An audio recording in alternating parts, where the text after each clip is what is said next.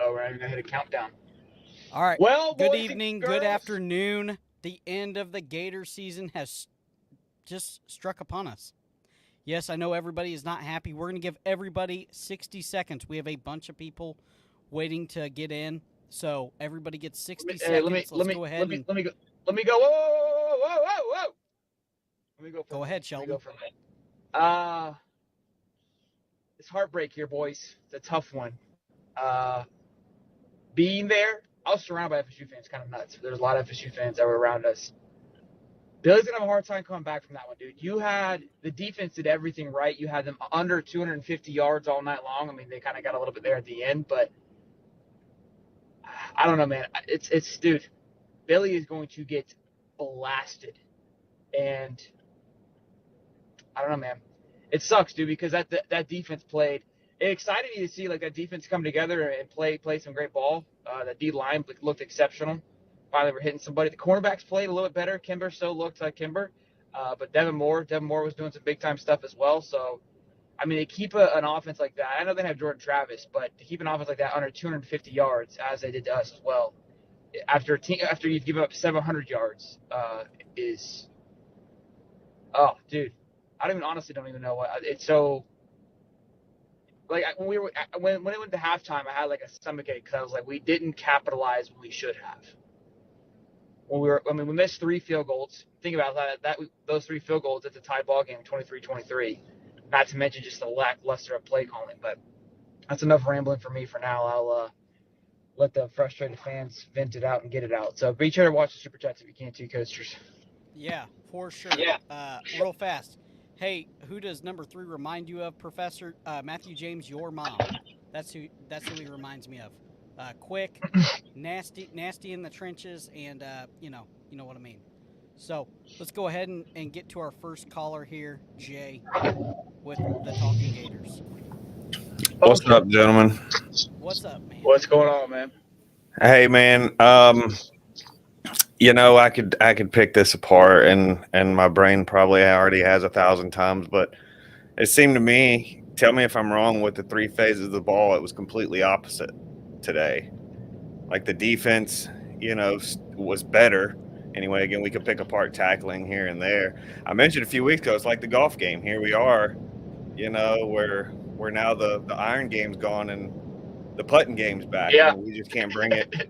We just can't bring it together, and that was super frustrating, man. This was super confident going into this one, excited. You were there, right, Shell? The energy had to have been, uh, Oh, dude, when that safety happened, phenomenal. bro. When that safety happened, I think I elevated a little bit. I I don't know. felt I the think the whole neighborhood rock.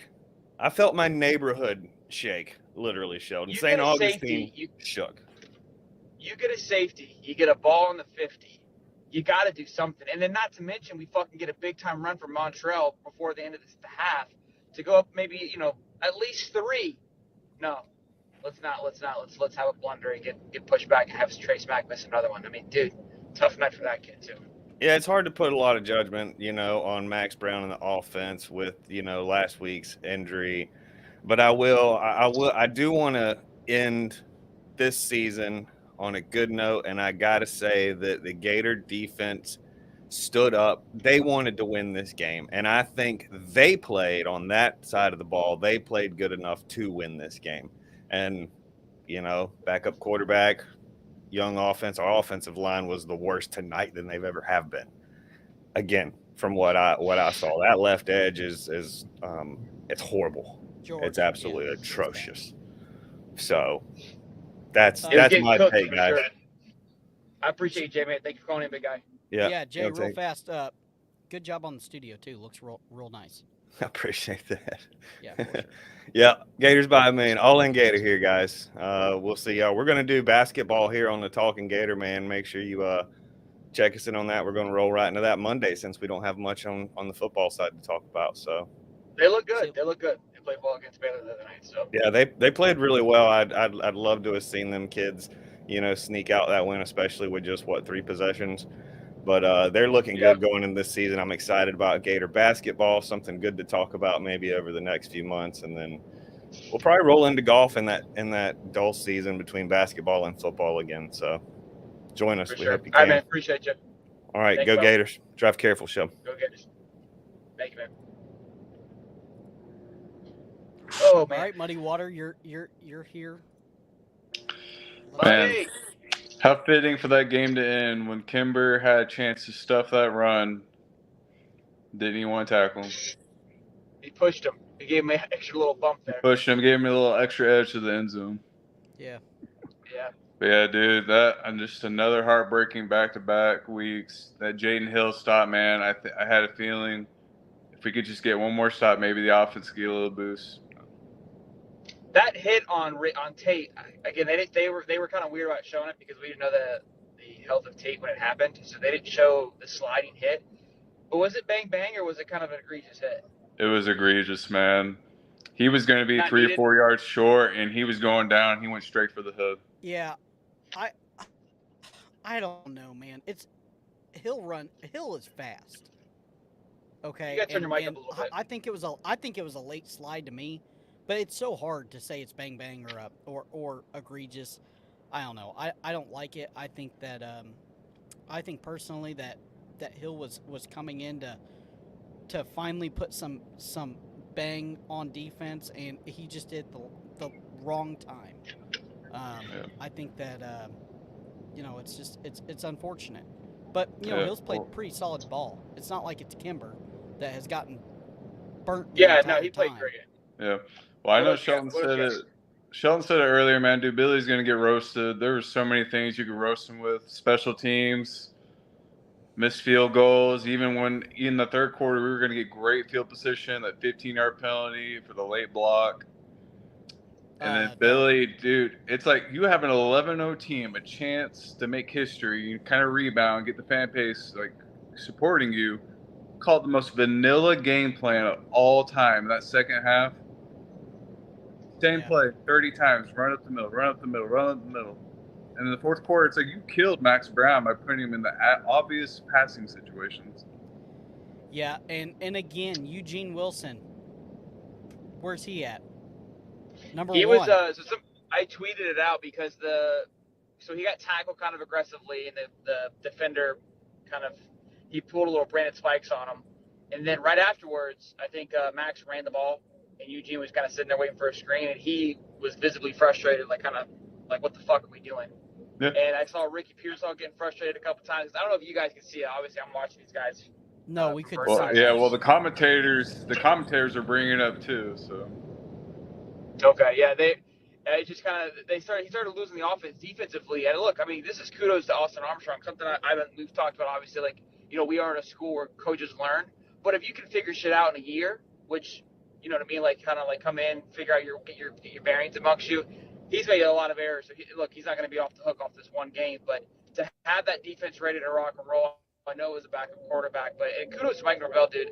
I talked to JT Pitteger before the game, and he's like, look, I think it's going to be a run-heavy game, and basically just see who falls first, who kind of opens up the door, lets a little gas out, and I think they kind of just outlasted us, honestly. When you got a 12-0 lead with the ball, you got to stomp on the throat, man. I mean, you've got to do for sure something there to go for a fourth down. We kept having multiple ones. Go ahead.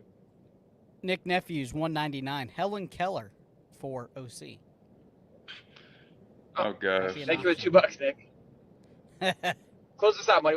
Close this out before we go, big guy. I was gonna say, man, dude, Billy, within a week or two after the season's already over, you better hire an OC, man, or else you're just gonna get killed everywhere you go in Gainesville. I don't know. A week or two. I think you gotta find the right guy, and there's so many moving options. Stoops apparently is confirmed from A&M. Right now, it just broke. So. Well, at least, hey, there's good news. At least we don't have to worry about Kentucky in the future anymore. No, we just got to worry about A&M. Yeah, I mean, luckily, it's really playing. They're slow and go. I appreciate you, money, man. Thanks for calling in, big guy. Yep. See y'all, man. All right, bud. See you, buddy. David Street. That beard. Hit it with us. You see this, fellas? This is what this team is making me do. Yeah, there you go. And normally I have my drinks on the rocks, but I'm drinking it straight. I want to feel the sting, much like how this team has stung me all fucking year, man. Is this the worst offensive line ever in UF history? And probably in the nation, like ever assembled. I can believe that. Those guys are fucking soft as shit.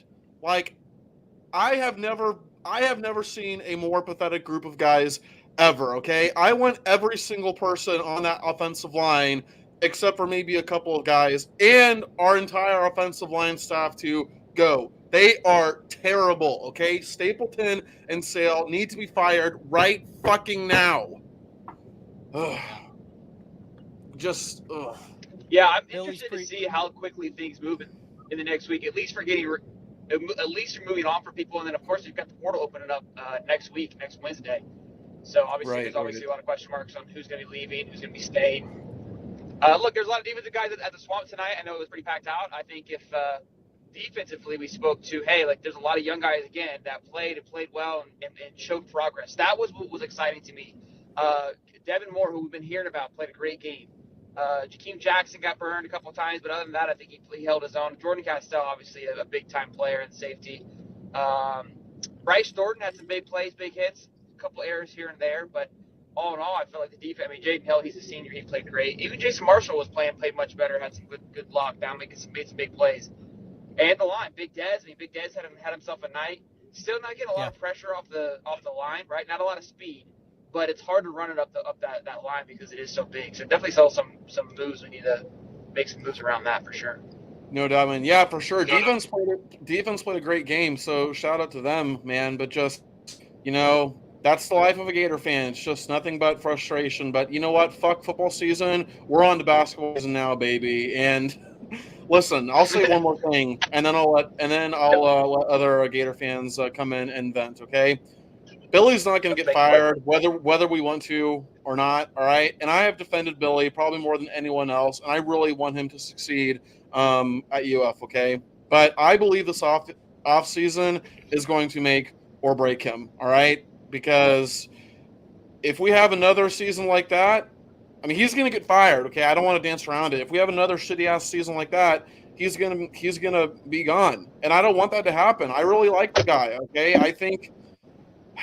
I don't know. I really want it to work out for Billy, man. I don't want another situation where we fire another coach after 3 to 4 years. I just want some fucking stability. I just want Florida football to be fucking good again, all right? And I'm sorry for all the F-bombs I'm dropping, but I am just so pissed off, man. No, you're good, bud. I appreciate you. Yeah. Please just don't fucking cuss anymore. What whiskey are you drinking? Real fast. Yeah, it's an Old Forester 86 proof. Ooh, good He's really feeling it. David, I appreciate you, man. Always calling in, big guy. Thank you. All right, thank you, Appreciate Shelton. you, man. Appreciate you, Cody. One sec, Cody, before you bring somebody else in. I think, obviously, for the next people we bring in, just kind of like start off, I want to know your thoughts on Billy, like a quick little blurb, like keep him, let him go. Like, I want to know where everyone's head's at, because I think it's a reasonable, again, I know everyone's frustrated, but, and look, this is the first, each game, I feel like he's losing more and more people and people who believed in him, and they still want to see him move forward, but man, that was just, you had the game. Go ahead. Well, Eat a Dick is on next, so we already know how he's going to go. Yeah, Hold on real fast. Josh Roberts, $4.99. We're just going to say drinking money because it's just a blank super chat. Appreciate that. I'm going to send that to my 401k. Hey, 800 people in here. Be sure to smash the like button, boys. For sure. 820 strong. Scooter McGavin. This game alone took a decade off my life. Scooter, I hope you smoke too, because it might take another decade off your life so you don't have to see this sorry-ass team anymore. Lost the game again. 2 stupidity errors. I get you, Scooter. Next up, Brent Mac. I thought Eat a Dick was on. That's me. That's his name. That's him. So obviously we want to know: do you want to retain Billy? Fire him. What's up, buddy? Drive safely. Thank you. Fire him into a sun made of HIV needles. hold on. You have the same goo goggles I do. For you to come on the comments, bro, look you at need your help. goo goggles. Look at your goo goggles. This is the same brand. We got the same goggles. You son of a bitch. Yeah, I love you. You son of a bitch.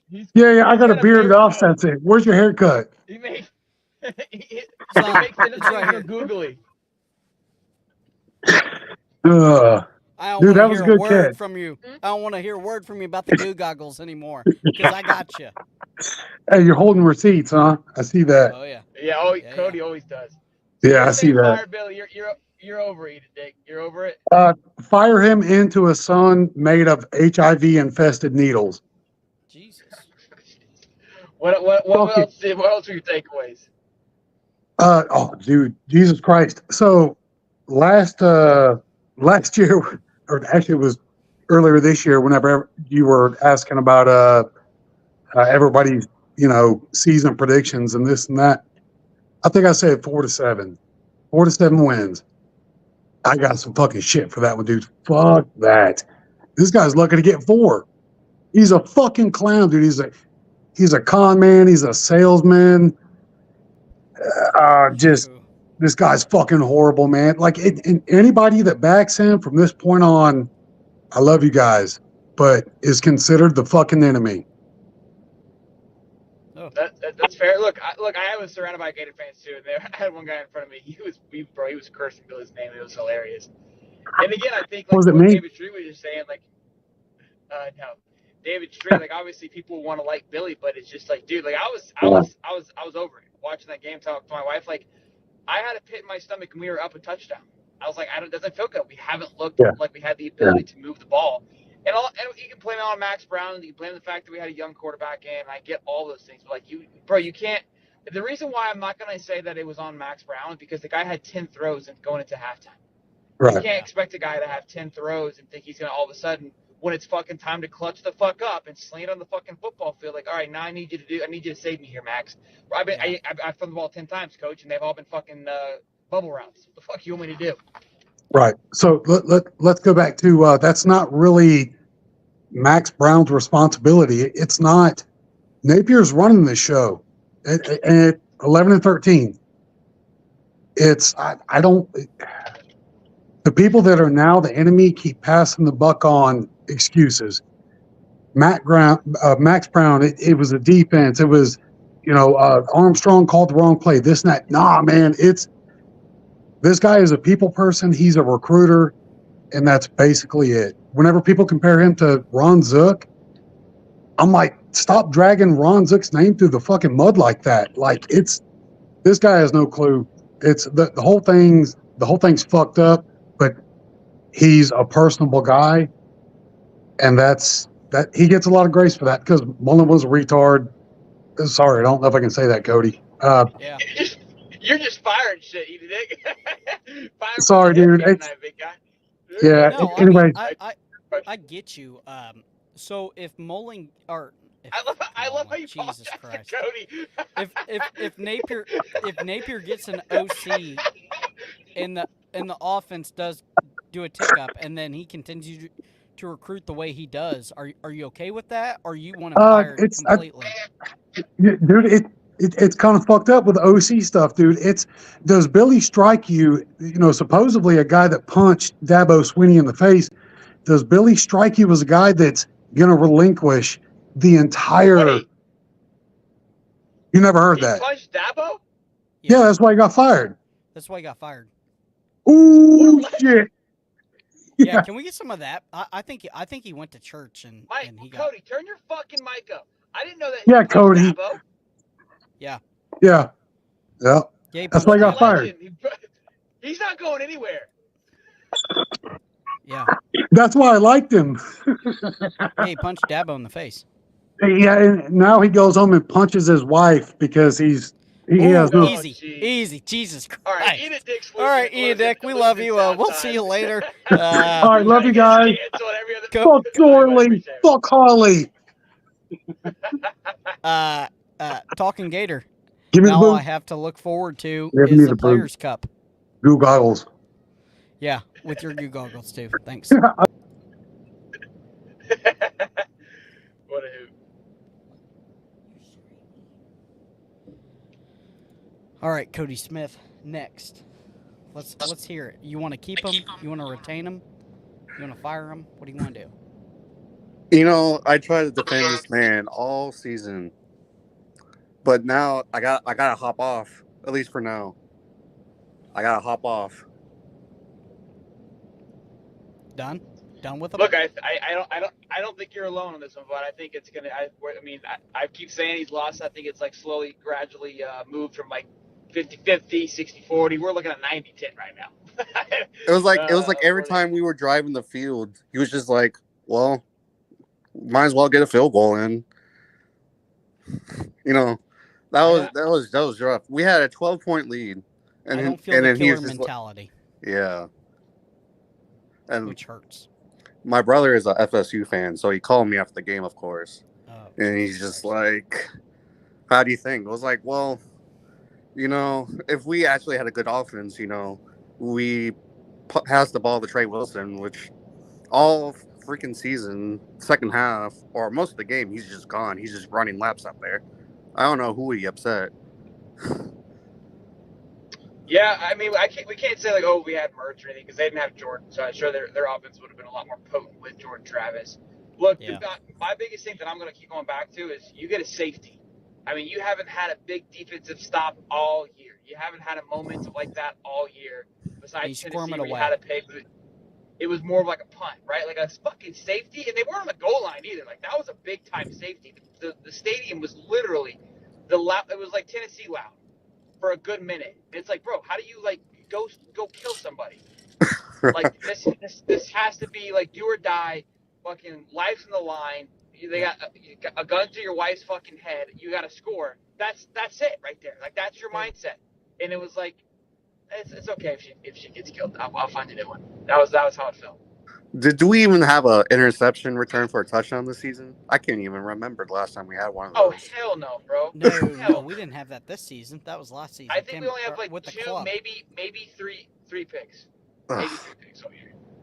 One was Jordan Castell against I can't remember who it was. I know we got an interception. I think it was Moore maybe, or maybe it was Castell too at the Tennessee game, but it was like a punt return. And then I'm guessing one more because I could be forgetting like a weird tip ball, but I don't even think that maybe. Yeah. Well, so talking about OCs, how much money are we throwing for Washington's OC? As much as it takes. We're throwing the bill out there. We're throwing empty checks. I'd give Kirby Smart $200 million right now, 10 years fully guaranteed. You think I'm joking? You don't think we have that? Kirby Smart? Kirby Smart, $200 million to go win a bunch of natties? A&M couldn't get him, so. Golly. All right, man. I appreciate you calling in, big guy. Thank you. Thank you, guys. Thanks, Cody. I appreciate it, man. Go Gators. Go Gators. Oh, he was Cody, too. Chad Hayes. What's up, guys? Normally... Is that my firefighter? What's that? Is that my firefighter? Yeah. I'm at my work now. Normally, I'm a big sunshine pumper, but this week, a little different. So, to start it off, should we keep Billy? Yes, but like a few callers said earlier, I think this offseason is everything for him, really. And if you look at our schedule next year, we have the toughest schedule in the SEC and probably in football overall period. So it's really, he's in a bad spot in my opinion because I think it's like do or die next year, and he couldn't have a worse schedule for it to be do or die. I agree. So I think it's a no-brainer at this point. For sure, need an OC. And the point in the game where I knew that it was kind of over. I don't want to say over, but the tide turned. We got the safety. We get a stop. We get a punt return from the safety. Take it on the plus side of the field, and then call a double pass. Yeah. Like what the fuck? We've been running the ball great. We've been doing everything great, and then all of a sudden you call that. Go ahead. what really bothers me is just the total misuse, mishandling. You know, we blame Mullen and Knox for this for the running back, but with Wilson and Pearsall, where are they at for 3 quarters? I don't even think Pearsall had 5 targets the whole game. I don't. No, he didn't hit Where do they 1,000 yards. go? So I don't know, man. I've been to 3 or 4 Florida games this year, and I'm always the guy in the stand saying, "Get the ball to 3, get the ball to 3," because Eugene Wilson's so unique in the sense of like he can make guys miss in the open field. Like he's a great addition to our team, and I was just kind of back to the conservative play calling tonight. Like, and you hope he doesn't transfer, right? Oh my God! I'm just waiting for ETN or Eugene Wilson to say, "Man, I'm out, man." Like I mean, anybody in the country would take him. They would love to have him. Oh yeah. So I'll finish on this because I know you only got 60 seconds. I'm really scared of all the decommits that are probably going to happen because we can't even make a bowl game. And I'm concerned. I love Billy. I'm concerned. I think this offseason's everything. And if he doesn't take it seriously, he's done. And then we got to start all over again, which I hate. So I will say this with decommits. I don't think it's going to happen because they're going to get playing time immediately. They're going to push a lot of people out, like, you know, a guy that spits on another player. He's probably gone. I think that's not going to be the problem in decommits. But the problem is you have to retain some veteran players. And if they're always leaving in the transfer portal, you just have a young team. And you can't keep blaming that the team is bad because it's a young team because you can't retain players. Absolutely. So. Absolutely. Harlan. And last enjoy the bowl game, Gators. That's 5.5 under hits. $1.99. Thanks, Harlan, to the 401k. And thank you for your service with the firefighters. We appreciate you. Thank you, guys. Y'all have a good one. We'll see you later, Chad. Devil Dog. Hey, what's up, y'all? Another day in paradise. What's going on, man? Not much. Hey, Napier to be determined, but he has to make some changes. Come on, hire some coaches that can coach. No need for 2 offensive line coaches that give us the worst offensive line I've ever seen. More importantly, how long before you knew Dom was sitting behind you? I saw him as soon as I got to my seat. Oh, darn. He may act like he snuck up on you. Yeah, he made it look like in the video that you didn't know he was there. I'm like, ooh, predator alert. No. As soon as I walked up, What's the chances? I looked back and I think he said my name, and I look back and I go, no fucking way. And did he have a dip in the spittoon? I flicked him off throughout the game. I couldn't tell. Oh, golly. Anyway, I just wanted to say, we hey, kept flicking each other off. It is what it you, man. is. Thanks for calling in, big guy. I do have one question. Yeah. So, shoot. Sir. There's still a chance they get selected for a bowl.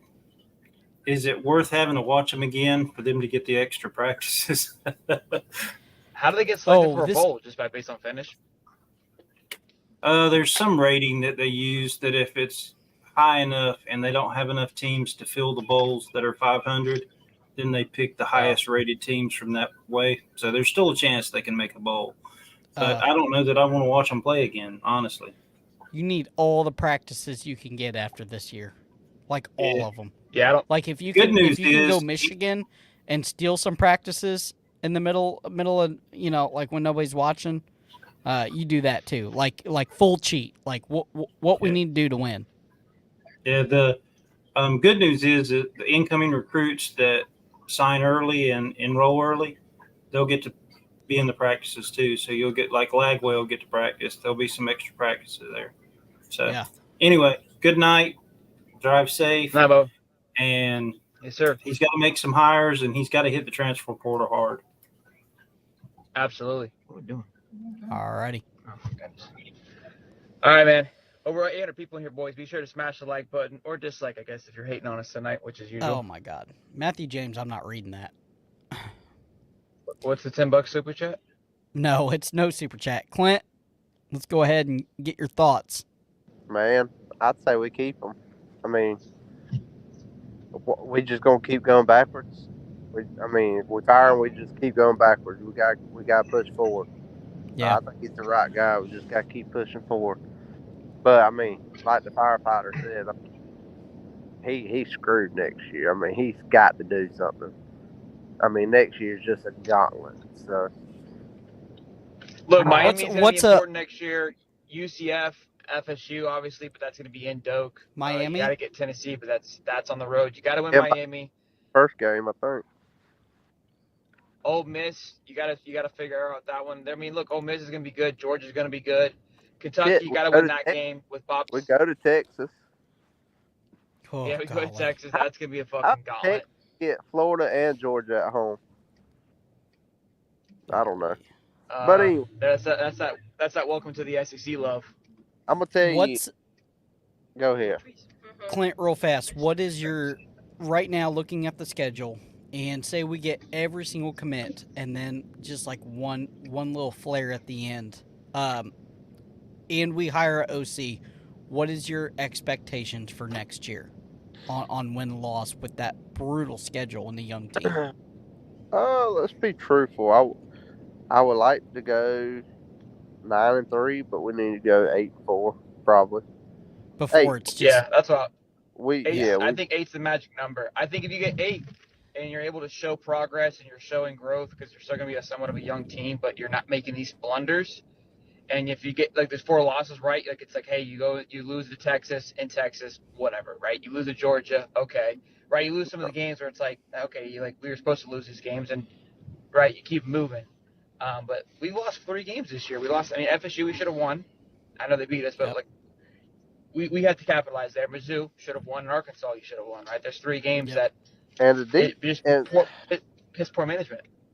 Well, so Mizzou defense, offense played it hard out, and now our offense just looked terrible this game. I mean, poor Montrell Johnson. I was like, man, he is running good. I mean, we just looked good for a little bit, and then Max Brown just didn't do nothing. And that O-line did suck. So, yeah, George, the very end where George falls over and accidentally sacks Max Brown is the epitome of this season. It's the O-line, not good. We get a transfer that's terrible that Bama didn't want. Everybody was so excited over this Bama transfer, and obviously they I wonder. Yeah, they sent the goat out to pasture. They were like, yeah, you suckers. So real fast, Earl Brits, 1999, no comment. Thanks for the 401k.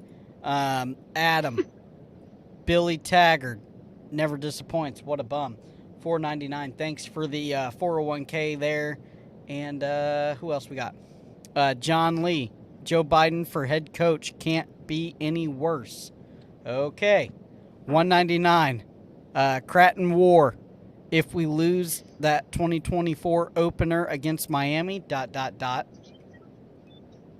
I listened to the Wednesday show on podcast because, peak season. Can't get live. But, so, I'm from Valdosta. And I went to Lowndes.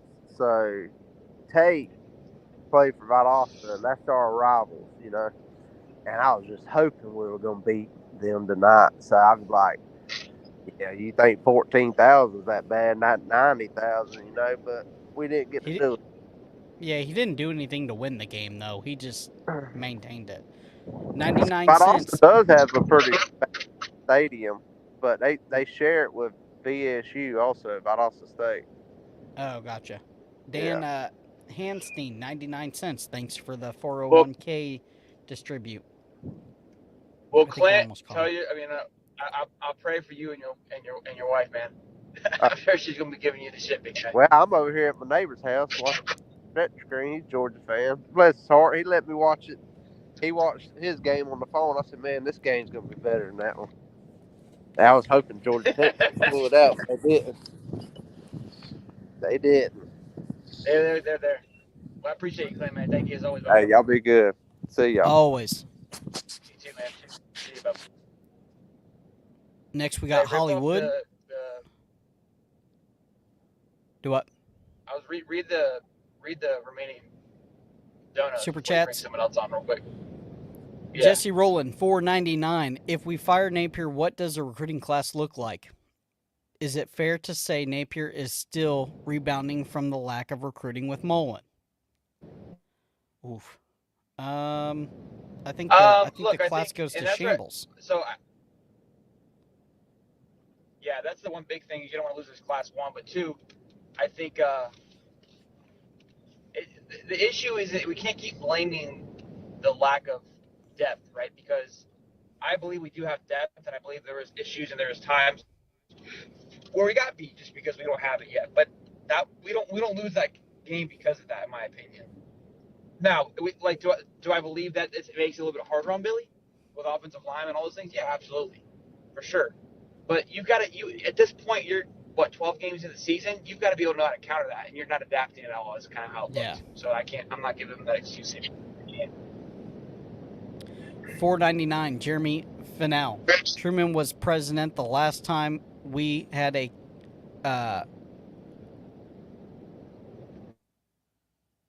consecutive losing season.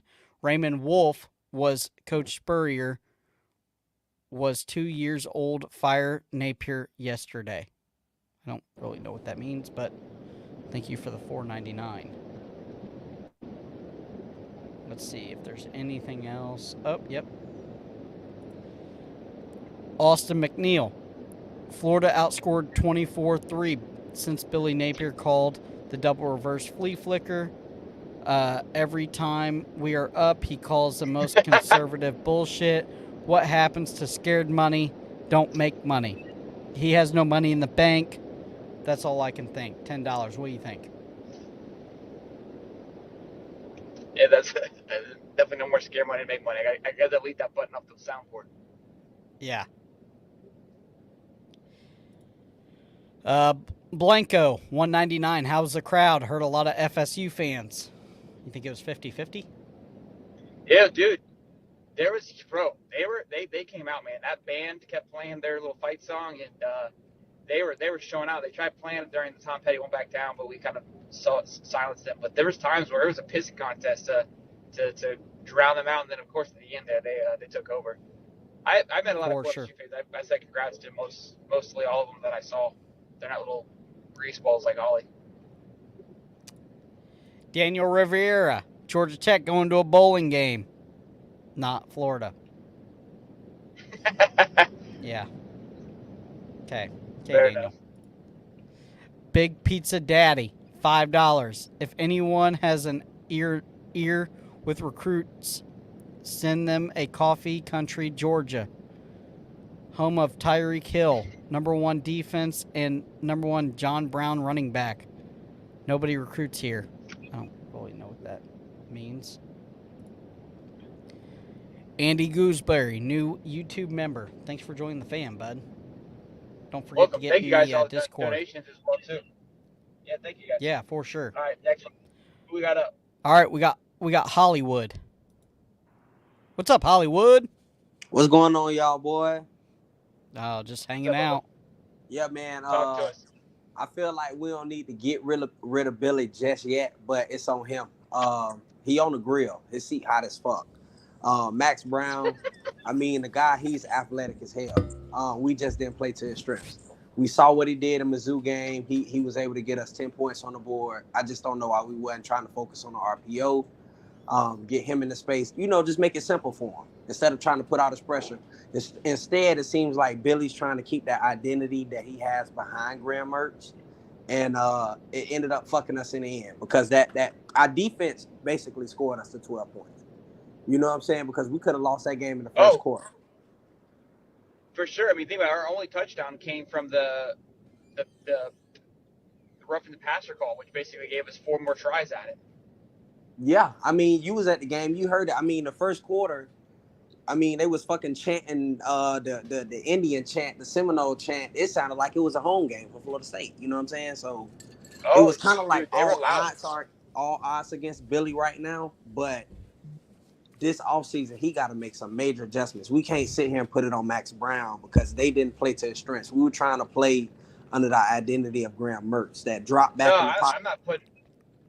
There's only, I mean, you put on the O-line a little bit, but look, I think O-line, I mean, for how well we ran the ball, they blocked well. There was big-time gaps, big-time holes. For passing-wise, they couldn't hold anything up, but they ran the ball pretty effectively. It's just when you know it's coming, it's hard to continue to run it. So the fact those guys had the big run that they did, I mean, I think we called like 6 plays, just flipped it from side to side. That's kind of how it felt watching it. I'm telling you, being there, man, it was just – I felt the crowd, because obviously I'm part of it, right? You're sitting up, kind of sitting down. Like, we stood the whole time, unless it was a commercial timeout, rest your legs for a minute. But there was a moment, and I felt it, and I was like, the momentum, we're losing it. And FSU fans, they've been down, they've kind of had some, kind of adversity, but they've obviously pulled through. We haven't, right? Anytime that we've been faced with adversity, we've fallen short, and it was like we were starting to see that come through, and it's like, we know where our strengths are and where our weaknesses are, and all of a sudden now, the game's starting to we're losing it, right? I mean, the game was set up perfectly. Brand Spikes came out, did Mr. Two Bits, right? The crowd was electric. I mean, Tebow was cold there. outside. Yeah, it almost had that Tennessee feel. It almost had that Tennessee feel in the second quarter. Oh, it was more, dude. It was more. I went to both games. I mean, tennis. It was a nighttime cold. Tebow was there. It was emotional as hell. Was Tebow on the sideline with the players, or was he just on camera? Because I feel like he's too celebrity now. I feel like he could have been on the sideline, like Brandon Spikes. But that's another subject. You know what I'm saying? Well, Brandon helps coach. I know he's on that staff. Yeah, but I just don't want Billy to come in with another press conference we see tonight or in the morning. The guys from an intangibles aspect, and nobody works harder than this guy in the off season, and I'm just proud of the work that he puts in. Just the bullshit. Like, again, with the trick play, twice we've run trick plays against disciplined teams. Hats off to Florida State. They're the number 5 team in the nation. Same way Georgia was the number 1 team in the nation when we played them. They're disciplined. Yep. Why are we running trick plays? Especially with Max Brown. Let's make the read simple. Start with the DN. Hand off, keep it. Once it start getting more complicated, they bring a safety in the box to try to stop that. They bring a linebacker in the blocks.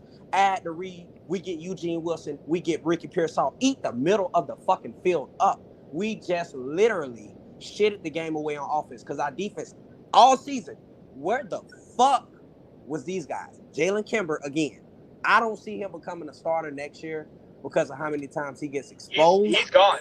I don't see it. He may hit the transfer portal, but he's a senior unless he has a. He's a senior. He's got a COVID. Yeah, he's got a COVID. Oh, okay. Yeah, he's probably out of there.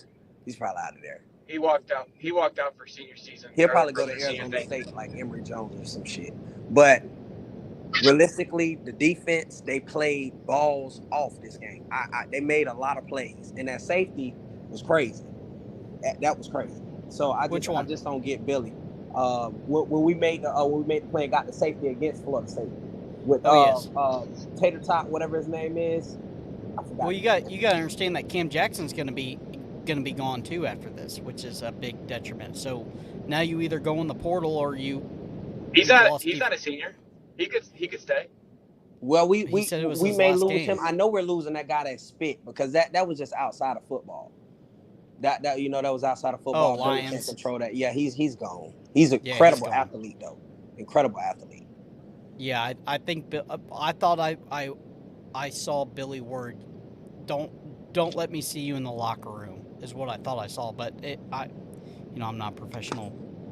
But I just don't think it's fair to guys like Pearsall. It's senior night, their last game of the season. He's like 60 yards away from 1,000-yard receiving season. You can't even get that to him.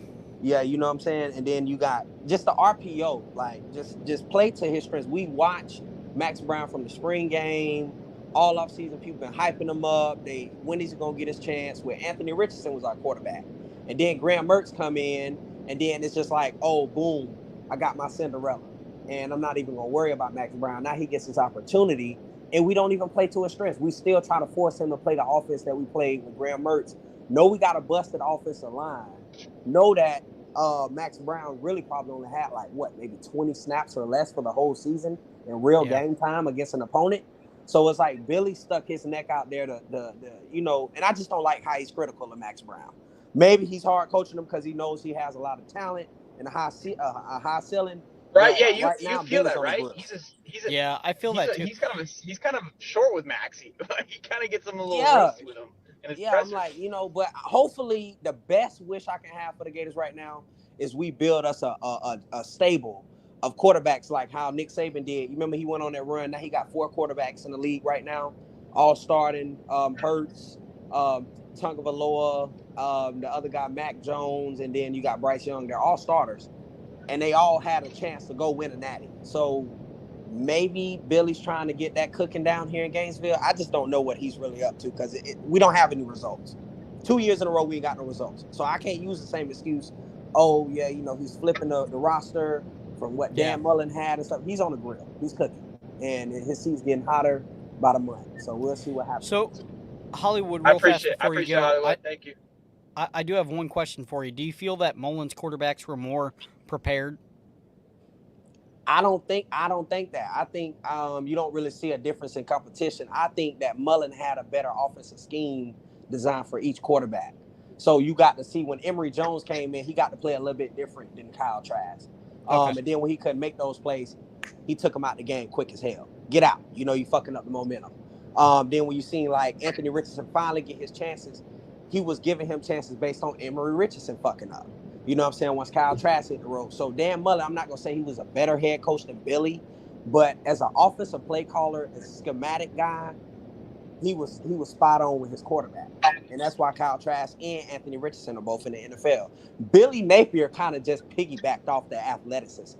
Because last year we only won 6 fucking games. We lost to Oregon State in a blowout fashion because AR was already getting ready for the draft. Yeah. So overall the team wasn't ready to be, just on the play call, letting him call the game on a whim. I think that's one of our biggest weaknesses is that Billy is the head honcho when it comes to play calling. Okay. Yeah. Appreciate it, Bubba. Thank you, man. All right. Hollywood, Hollywood, thank you for calling in, man. All right. Go Gators. Adam Miller. Let's hear Yes, it. sir. I'm not on the fire Billy train. I'm more on let the third year ride out, and maybe even halfway through the season, we'll see. But I feel like if we keep every 2 years firing a coach and then hiring a new one, we're just going to keep going backwards. We're going to get guys that are leaving. We're not going to hold on to recruits as well. I think Billy recruits well. I think that he is bringing guys in, and I think the people that are here are really bought into what he's doing. But I'm with a lot of these guys. I think that he needs to set the offensive playbook down, and I think he needs to relinquish that to someone else. I'm pretty sure his game prep is playing Madden before the game, and he gets one of those kids who just runs the same play over and over again. And that's the way he sets up his playbooks.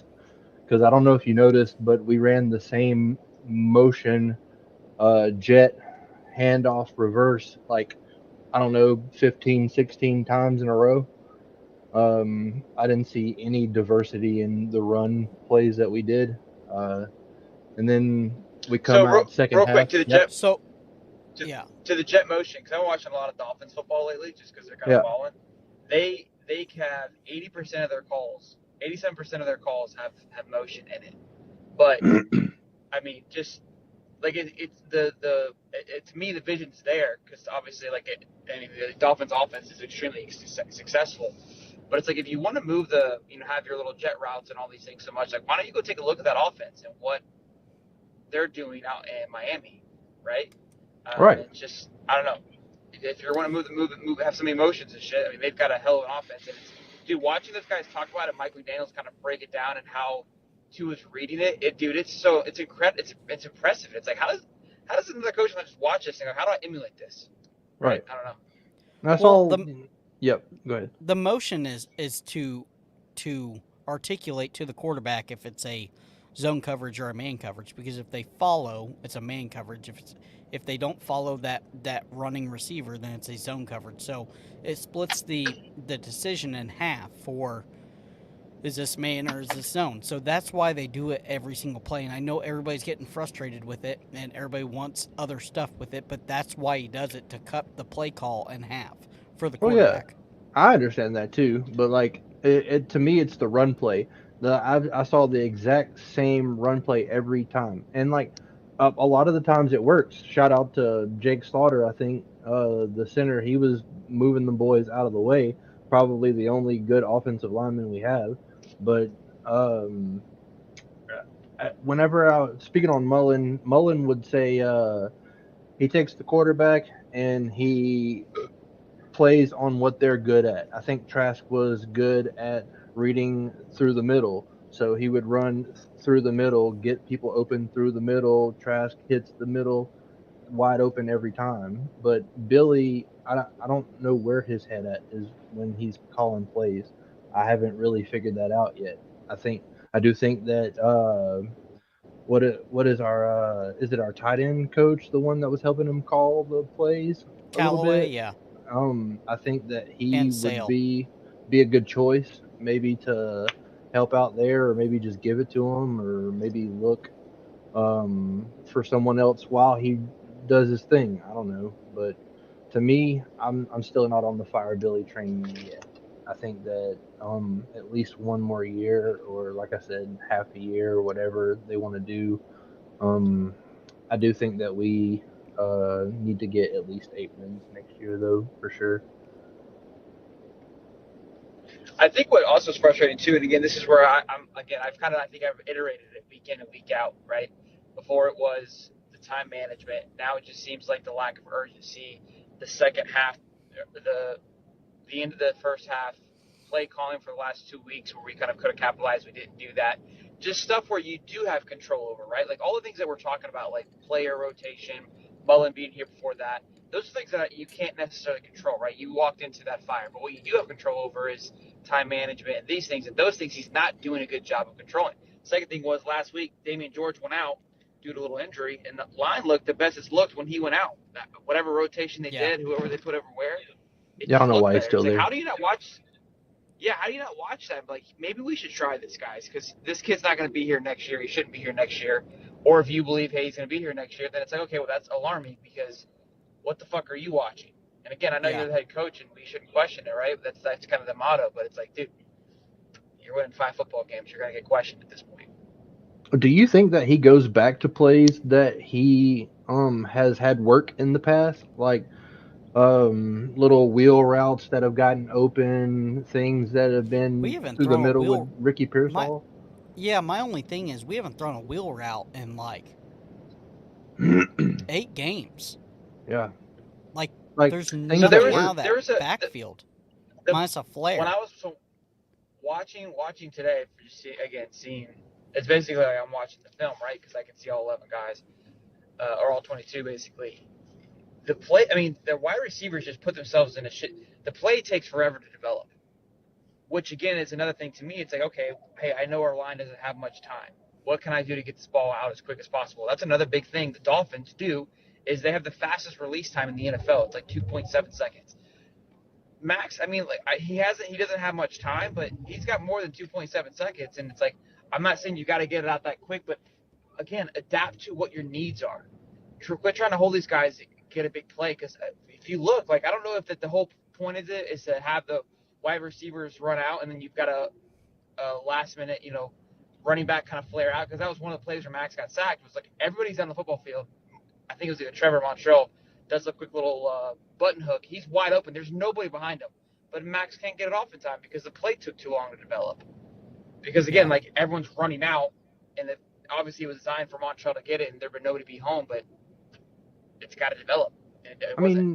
I don't understand why, if we have Ricky and we have Eugene and we have these what seemingly look like really good tight ends who are able to make plays and able to catch the ball, why do we not use the little 5-yard tight end screens or 5-yard down the wide receiver screens? I mean, we got playmakers who can make moves and get open, get first down, stuff like that. I don't see why we don't use more of those, especially if we're gonna dink and dunk it down the field. Yeah, I don't know. Can't tell you. I feel like there's plenty of times. I appreciate you calling in, though, man. Thank you. Yep. I appreciate All right, you guys. Adam, thank you. See you, bye. Harrison? Hello? Can you guys hear me all right? My audio good? Oh, yeah. Yes, sir. Hey, Top. It's good to be back. So, yeah, that was upsetting. So I think it's completely out the window. I'm going to get this point off right now. It's completely off the table, up for discussion that Billy Napier needs an offensive coordinator. And because this has gotten to the point now where he can't call plays. And I don't know I don't think Max Brown deserves any blame because this is like the offensive line just hurts me to watch at this point. Like Rob Sale is getting the boot tomorrow if I'm Billy Napier, because this is ridiculous. You have all these guys and it's like, what do they do in practice? They just completely they just don't know how to block anybody. It's absolutely ridiculous. Like Max Brown is like a 0.2 to throw the football before he just gets clobbered from behind by an FSU guy. It's just like I don't know what our offensive line does throughout the whole practice, but it just seems like they just don't do anything. And then I heard you guys bring up like Pearsall and Trey Wilson. They get like one touch, and then it's like Avatar: The Last Airbender. When the world needs them most, they vanish. But it's like they just disappear for the whole game after catching like a 40-yard pass. It's like keep our two best players out there are Pearsall and Trey Wilson. Give them the ball every play if you have to. Like make Florida State cover those guys. Change the play calling. And it's like I get Max Brown is new, but you can't win a football game running the ball 99% of the time. You have to have Max Brown throw the ball. And it just seemed like to me, there was a play, I don't know if you guys caught this, there was a play where he tried to like run up the middle. He had Khalil Jackson wide open for a touchdown. I don't know if you guys caught that. That was in like the fourth quarter where he like hiked and then On he the tried right to run side? up the middle. Yeah. He literally, if he looks up, Khalil Jackson's sitting there with nobody on. He's all alone. And I'm like, dude, just look up and throw it at him. And that's 6 points right there. But to go back to Billy needing an OC, this is I'm to answer your question, Cody. I probably should have waited till you asked, but I'm not on the fire Billy Napier train. I'm not. I'm giving him this offseason to make the changes he needs to make. If he does not do it, I think we should get rid of him. But I'm giving him this offseason to prove that he can make the changes that he needs to. And I think at this point, I'm going to say this too. Last year, we said he needed to make changes. He didn't make them. This year, he needs to make changes. And I think he knows that at this point. Billy Napier is not dumb. I think he knows he has to make changes. The question is, can he make the right change? I firmly believe changes are coming because I think at this point, Billy Napier knows his tenure in Florida is going to be really short if he keeps this going. But the question is, the right changes, can they be made? And I think that's the biggest question we'll see. I definitely think changes are coming, but I think it's the right choices that are going to define this season or next season. Because I'm going to tell you this, if Billy Napier loses to Miami week 1, he is officially on the hot seat. Yeah, that's fair. I think it's already hot, but I think. Go ahead. You say that Max Brown didn't have any time. A lot of people said, let's give Max Brown a spin, see if he can win. Graham Mertz had the same offensive line as Max Brown and threw out amazing numbers. So how good is Graham Mertz? Can we not clap it up for him one time? Little Ric Flair. Everybody was so pissed off about, us getting Mertz and, worst QB in the nation, worst QB in the transfer portal. And he goes out, airs it out, breaks his collarbone, trying to Tim Tebow it. And Max Brown has the same offensive line, same offensive weapons. Everybody wants Max Brown to go in there and take a spin, and Max Brown doesn't get it done. So what do the Max Brown lovers have to say after Mertz gets hurt? Oh, thank you that Mertz got hurt because we have Max Brown now, and he's going to open up this offense. Well, I didn't see a very open offense. It looked like a Dollar General after 10 o'clock in the ghetto. That's all I got to say. Yeah, I don't put that on Max though. Again, I think you're right. I think and this is what I said too. I think Mertz is, just composure in the pocket definitely is a big factor of him having the success that he had this year. And yeah, definitely, obviously, he earned his stripes last week. But Max Brown, I'm not putting anything on him. It's just a lot to step up. And again, like I think it was Hollywood talking about adjusting the play calling. Like that works for Mertz. He's more comfortable in the pocket, going through his reads, having a better understanding. There was a couple times where Max picked up the blitz. He would point at the linebackers, but nobody adjusted. The linebacker would come right in, and Max just watched him run in. Those are things that, look, I put that on Max a little bit of not adjusting or calling an audible there. Or like, hey, like, okay, he's going to come. What's going to be my counter? You kind of just watch it happen. But some of you spoke to it too about how I don't know who said it. I kind of lost the track here a little bit, but the defensive line, how the adjustments that it made. Because I went back and I said last week, I said, look, you can blame the defensive line coach, you can blame Coy Raymond, quarterback coach, but ultimately it falls back on Austin Armstrong because he's the general of that, right? So he has to go to them because they report to him and say, hey, you guys step the fuck up. When I call these plays, they're not fucking doing their job. So to me, kudos to Austin Armstrong for locking in those guys and adjusting from what they were honestly, last week they did much better, given LSU. The reason I bring that up is because, like Billy, a 30-year-old defensive coordinator is able to have big-time conversations, and we see an adjustment, we see a change. When we all call for a change, but you're not, shit, we're just going to give Austin the job at this point. Yeah. Can I ask you guys both a question? Can I ask you guys both a question real quick? If Graham Mertz was the starter for this game, do you believe we're sitting here with a different outcome? Oh, we beat him. We beat the brakes off of him. If Graham Mertz was starting, we would have 100% win. Agree? For sure. Pearsall has 2 touchdowns breaks the record. Trey Wilson has 2 touchdowns, and probably Montrell Johnson or Etienne has a touchdown apiece. I wholeheartedly believe that. Hey, 9 points are left on the board due to Trey Smack. That's not nothing Billy can do about a person missing a field goal. I got to say this, High Top, to get credit, to back you up on what you just said about the defense. Credit to Austin Armstrong, because I was like, this game can get out of hand really fast. But the credit to Austin Armstrong, the defense this game. They gave us every chance to get back in this game and just take the lead. I mean, there were so many times where it's like you said, after we got the safety, that was our chance. If the Gators score a touchdown there, that's a whole different ball game. And I think our defense just absolutely, this game, at least the defense gave us so many opportunities to just completely take the game over. And it was on the offense for not doing that. Yep. All right. Harris, I appreciate you. Thank you. Yeah, no problem.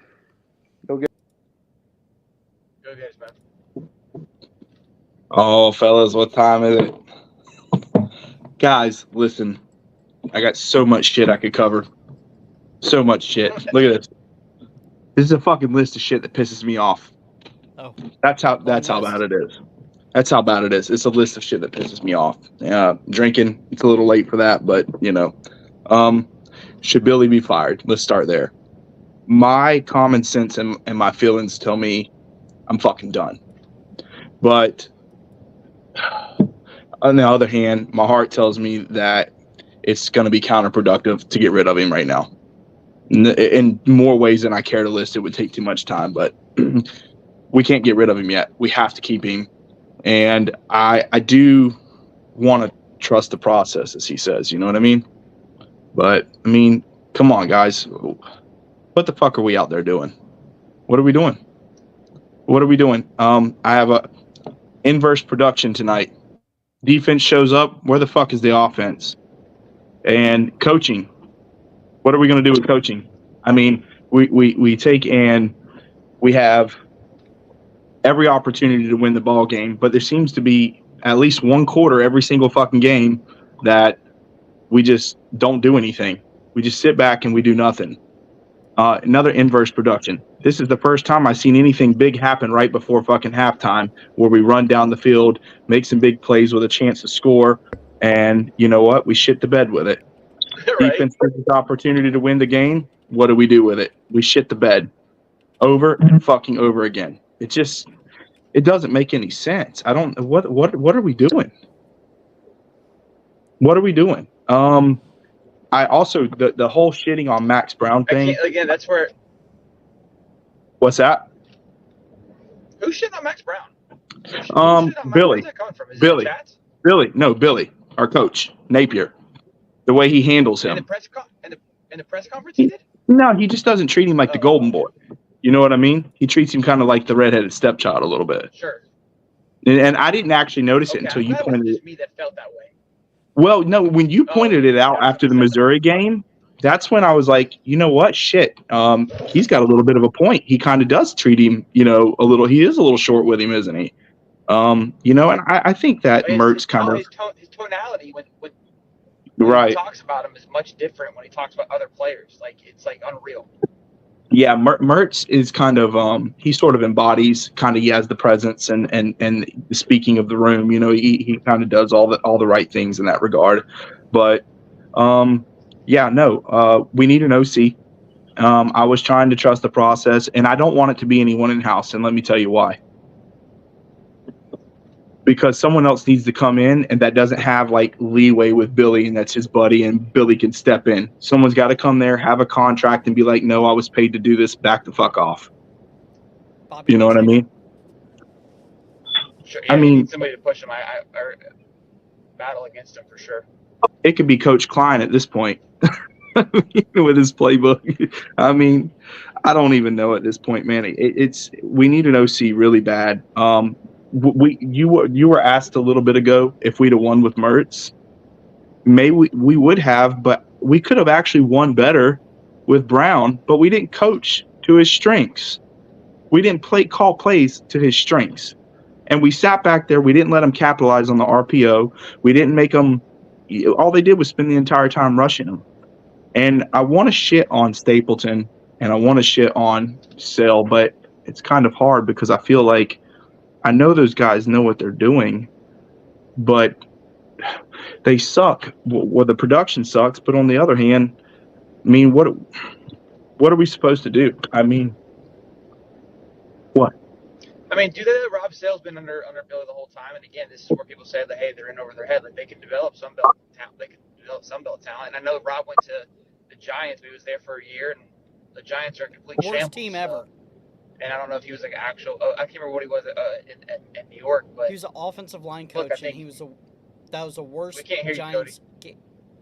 He was an offensive line coach, and that was the worst Giants team ever. Right, but that's also it made him. They were also as bad as they were. They made him look worse than really they were. And honestly, I do want to defend him a little bit because of this is the worst offensive line that I've ever seen at Florida.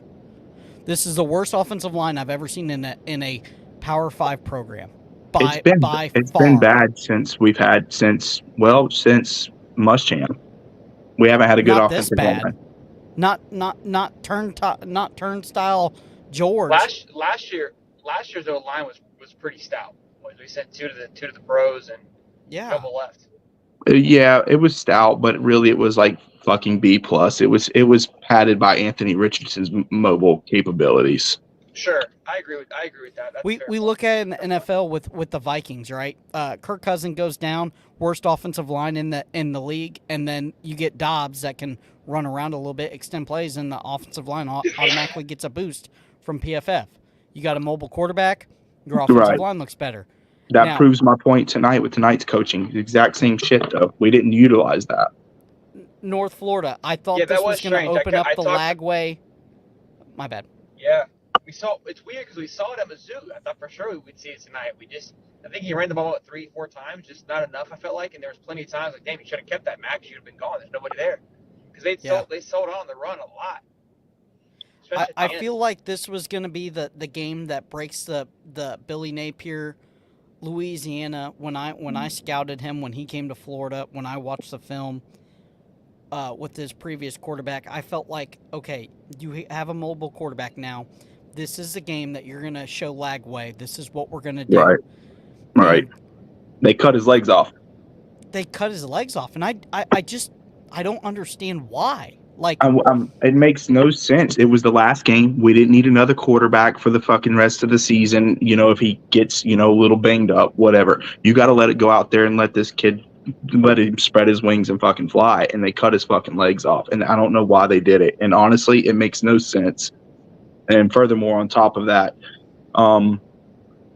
it created a wrinkle with him being able to run. And then when they didn't let him do that, they just kept sending Jared Verse in there and attacking him. And then all offensive production stopped. And it made no sense.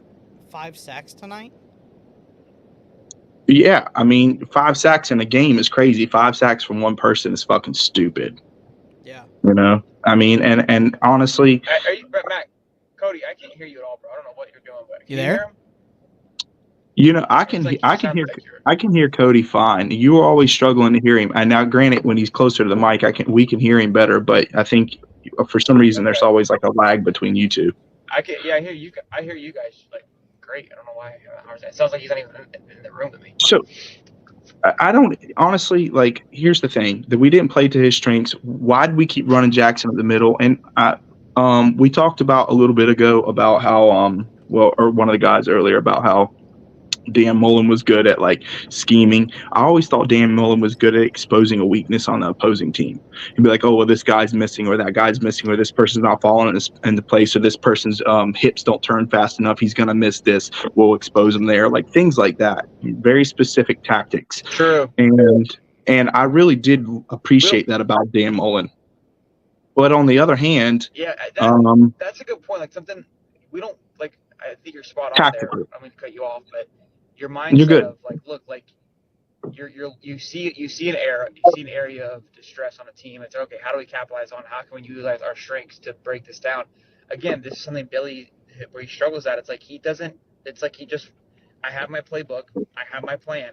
I'm going to stick to it. And I said it like week 2, where I said that could be his biggest weakness is that he has a hard time adjusting and audibling from the plan that he has in place.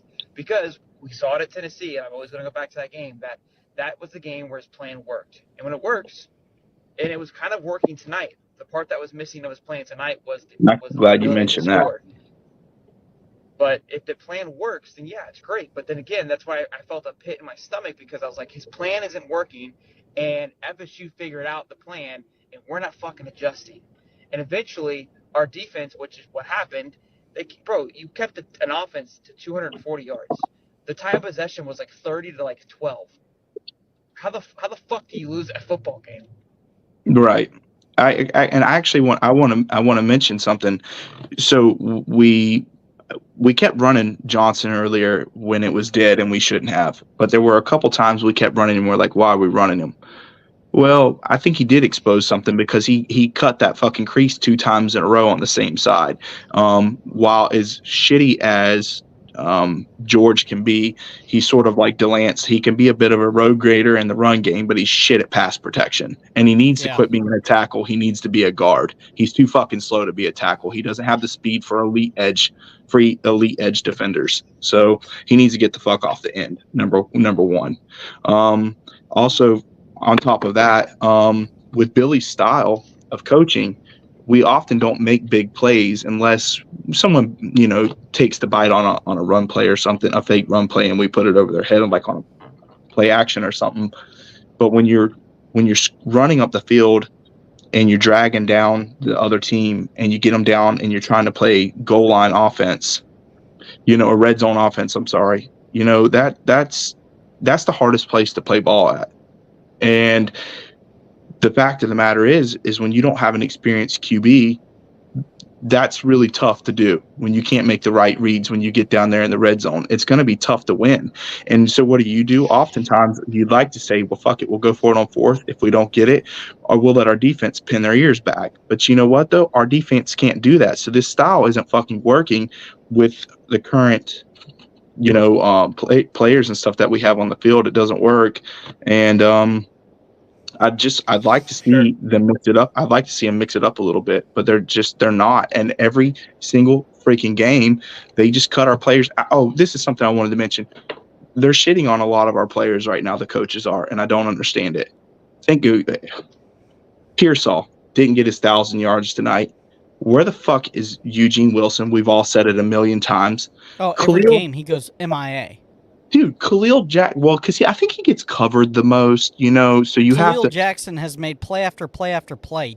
You give him one throw a segment. I know. And He's honestly, how many first downs has Khalil Jackson made? 20? I called for Khalil Jackson's name last year, and I was told, "Oh, he only looks good in practice against the second, the twos and the threes." And I was like, "Bullshit! I know talent when I see it. That kid's got a set of hands on him. He can play ball. He made a big pass and made a big play tonight." And Max Brown is gonna. I wouldn't blame a lot of kids if they left. So as far as next year goes, guys, I'll cut it short. I'm sure y'all probably got a bunch of guys waiting. I've overextended a minute for sure, but I don't know, man. I mean, we have to keep Coach. We have to keep Billy Napier, but on the same token, his ass starts in a downward spiral next year. I'm for him being gone, and I really, it hurts my heart to say that because I want to believe in him because I think he's good for the program, but right now. This shit sucks, and I'm sick of it. Yeah, he's got to have to hit the portal hard. Well, common sense says, what's the likelihood of him doing it next year? How's he going to do that? Off his past representation, not well. Better sell his ass off. I appreciate you calling him big guy. Thank you, man. Hey, do y'all think Jamari Lyons should be gone? After the spit, yeah, I think so. That kind of shit happens on the field all the fucking time. I don't like it. Yeah, I don't mind it. It's crucial. I think you're gonna have to. Yeah, I think he pays for it. I don't kick him off the team. Yeah, if there's a history of it, right? And there's just like kind of blatant, like of him just doing dumb shit, sure. But we don't know him in practice either. You know, how many times has he fucked up in practice like that? Yeah, I don't know his history, so I can't speak to it, to be honest with you. Well, I appreciate y'all guys taking a lot of time with me tonight. Y'all be careful out there. Have a good night, guys. Cheers. We'll see you next time. I love it. Cody, how many we got left, big guy? Because we got to wrap this thing up here in about 10 minutes. We got about 6 people left. All right, let's cap it at 6 then. So if anyone else calls in, okay, Gabe Davis is the last one. We got to keep it to a minute apiece. 60 seconds. Let's go, Millionaire Trader. Hey, what's going on, guys, man? Y'all said a whole lot, and y'all would have cut me off at 60 seconds. That's wrong shouting. But let's get to it, man. Y'all know good and well. He's not one play. He should not be kicked off the team for one play. All season, he's been a good goddamn player. One play. I agree. And FSU players should be spit on. FSU players should be spit on. Y'all know that. Now we're gonna get past that, okay, guys? Fair enough. But hey, show you know how I came on the show earlier this season. You already know who I am, Millionaire Trader. You already know, man. But yeah, you're good. Listen, y'all know this offensive line suck. This offensive line sucked all year. We didn't get no. We was blitzing, few blitz plays. We got made it happen. Few blitz plays. Austin did his thing. You know, the safety in the end zone, that was a great play, great call. A couple other times he had a great call, you know, as far as defensively on the blitzes. But y'all know, this is the last game of the year. We have a pass rush all season. So y'all can't blame anybody. And then when y'all get to Max Brown, this is his first game. This is actually his first game. He's playing a number 5 ranked team in the country. Come on now. Y'all let's be serious. Let's be serious. Y'all know we suck from the 6th and 7th game on. So you kind of have all this high expectation for a team that suck. They young. We know they're young. We all know that. But you can't make good players out of young guys just yet. Give them another year. And on this Billy Napier firing thing, y'all know that ain't happening. We said that 3 weeks ago, 4 weeks ago, 5 weeks ago. And last week, it's not happening. Come on now. Come on. Now we know the defense sucked all year long. They played good tonight. Y'all can say that now. We can agree to that. They played good tonight. We had some missed tackles like we always do. This guy's got to tackle better. We got to get better up front on both sides of the line. That's point blank period. Outgoing cornerbacks get beat. Y'all seen the play with Johnny Wilson? He had his ass turned around on the fucking goal line. So, you know, it is what it is. Our team have to get better. We don't have a very good team. And that's just the facts. And y'all can't be ready to fire somebody because the players ain't good. And y'all acting like we didn't have a mass exodus. All the recruits gone. We have no juniors and seniors that was here that was recruited by Dan Mullen. These are all experienced, good players that could have developed within the system. They're all gone. We brought in recruits guys, transfer guys that wasn't ready. Billy did not hit that transfer portal hard last year. I said all off this season long that he did not hit that transfer portal the way he needed to hit it. And you've seen the results.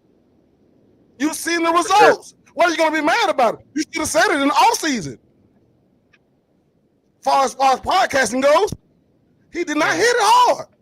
Look at the players he brought in. These are not the top. How can Young Coleman get past there? I put my radar early when he hit the portal. There's other players that hit the portal that we could have got. We didn't even bother even calling them. You know what I'm saying? But go, hey, Cody, what you got? What you got? Real quick, Cody. Hey, can I get an amen to that sermon? Can I? Can I get an amen to that sermon? Just preaching the truth over here. But that's my hot 60. That's my hot 60, man. I had to put some bars out there real quick. Bars. I appreciate it. Give us an amen before you leave. A good amen. Hold on. Mic drop. I appreciate y'all for having me on. Cody Shelton should be home by now. It's hour 20 minutes. He's there. Cody. Yeah, hey guys, pulled in. Y'all know what's going on. I'm out of here, y'all. Peace, y'all. Go Gators. Much love. It's all about the orange and blue. Let's do it again next year. Let's go. Be good. Yes, sir, baby. I gotta hop out and pee real quick. Real fast. All right, Travis Wilson, what you got? What's going on, guys? Can you hear me? Oh yeah, loud and clear. Hey, Shelton, it's me from last week, the one you didn't get the call on. A few things here. First of all, I seen Tim Tebow on that last week's game when he went through two defenders. I'm a big fan of Mertz. I said if he's worth it, I could be behind. Another thing, offensive line. We all know this. They need to get better. I know why Damian George got kicked out of Alabama because he just wasn't that great. We need to get back to the Demps, Rainey, and Speedster. But I heard a caller here a few days ago. Where's Aiden? Where's Mizell? Where's Andy Jean? You know, put all them guys out there. I want Graham. I want Mertz to come back, but we can't have. He's Superman this year. I looked at him. He's got hit more than everything. So we all agree we need an offensive coordinator. But my thing is this: the defense. I'm looking at Grantham's defense all over again this year. I mean, I hate to say it. First of all, I want Billy to get some fire under him instead of this complimentary football stuff. I want him to say winning football instead of complimentary because that's just fair. Second of all, the defense, I would say more or less we can't blame it on the youth, but go back to coaching because it all depends on our strength and conditioning coaches. We having running backs. We're having running backs plowing our guys like on the LSU game. You know, we got a big defensive line. That ain't no issue there. They just can't move. Okay, that's one thing. Another thing is we ain't had no interceptions. We really haven't been good since the Muschamp era on defense. When we had it for Muschamp, our guys were dynamite. We were making tackles. We were getting the ball, we were intercepting, we were running back. And now it's come to the point to where we have a okay offense, but now it's just our defense. We don't even know how to tackle. And it gets me to watch all these guys coming up the middle, trying to get this quarterback. And yet he has wide receivers out here. The opposing quarterback just throw to and nobody's running. I mean, but the strength and conditioning coach is a big thing for me because we got to get our guys built up. We had a lot of injuries this year. We didn't have a lot, I don't think, during the damn Mullen era, but we had a lot of injuries this year. And it was just crazy to me how everything is just, and the schedule next year just scares me. We don't open it up, have an OC, get the fast guys out there, Montrell, ETN. If we can't get an O-line and a defense, we ain't never gonna make it next year. Those are, you never on the head, Travis. I think we're far, like you said, we're far removed from that 06 defense team for sure. Yes, sir. And like I said, I think honestly, I wish Billy, like I said, would just get some fire under him instead of all our guys did good and yada yada yada. And if they would just if every player would just take Tim Tebow's promise speech to heart, and just really play like he would, and Brandon Spikes get that fire under that defense, and play like he used to, this is why we're not winning championships. This is why we're not up there with Georgia. I understand we got a good recruiting class come in, but if changes ain't made, we ain't going to be up there. I don't care if we're number one recruiting class in the country. If we can't develop the talent that we have, then what good is it going to do? And we're going to look like Texas A&M, and then we're just going to fall. For sure. Well, I appreciate you, Travis, man. Thank you for calling in, and those are the comments. Love your thoughts there. So I appreciate you, man. Thank you. All right, man. Y'all have a good night. See you later, Travis. You be good, man. Thank you. Yes, sir. Go Gators. Next, Chi-Town. Yo, what's There up? he is. What's up, big guy? Can y'all hear me? Oh yeah. All right. Hey, yeah, man. That was a rough one. I don't know. It's frustrating because FSU is so beatable. Like, it's been so annoying watching them barely get by, and them talking. It's been the most annoying thing this year. Brutal. It's sickening, bro. But this offseason, y'all got to get that O-line situation. Y'all got to get that figured out. Especially and not to toot Miami's own horn, but our defensive line is just moving along, and I don't want y'all to have to just pick up your quarterback next year, first game of the year. Y'all had that game. It's just fair. I think it's going to be a good game, and it's first game of the year, so exciting. But Billy's got to get that offensive situated. I think you have something on defense. I think you guys get enough depth on defense. I think you guys will be just fine on that side. You just got to get that offense situated, man. That's all, man. Chi-Town, you say offensive line. You got 2 5-stars last year, and it automatically impacted you. So if Florida can somehow, we have Fletcher Westphal and not Fletcher Westphal. We have I can't remember his name. Offensive, Fletcher Westphal, and then if we can possibly get a Seton or something, do you see that immediately impacting the offensive line like your 2 5-stars that you got last year? That depends on coaching, because we got 2 5-stars. One of them is starting. But if you look at the rest of our offensive line, Rivers I thought both of them were starting. I thought both 5-stars were. No, Samson Okunlola got hurt. If you look at our O-line, Rivers is a third-year guy. Cohen transfer from Alabama. Matt Lee transfer from UCF. Our right guard, Inez Cooper, was a a low graded 3-star that we found during the second signing day period. And then Francis Mauinoa is the first freshman starter. Yeah. It depends on coaching, because a lot of the players that we have have size, especially next year. Like if you look at last year's class, we had 2 5-stars, and then the rest of the offensive line that we get were all 3-stars, but they could all move. Like they were big guys who were able to, like, if you saw the potential, you're just like, we could just get them proper coaching, they could make it. Well, And go ahead. Mario is kind of an offensive line guru, so that obviously helps in that Yeah. section, right? Him and Alex Mirabal, the offensive line coach, are known for putting together a really good offensive line. I mean, we only let up, I think, like 15 sacks all year.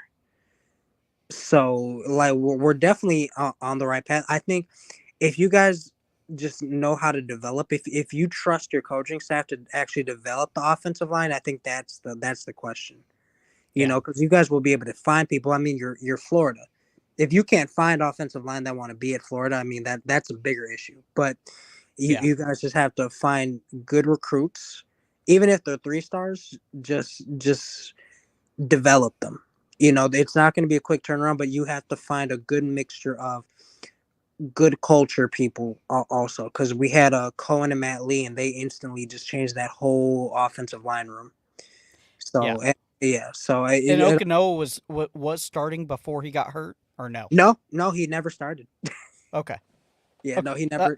I just saw. I thought I saw old boy over there, so I thought both of them were starting, but no.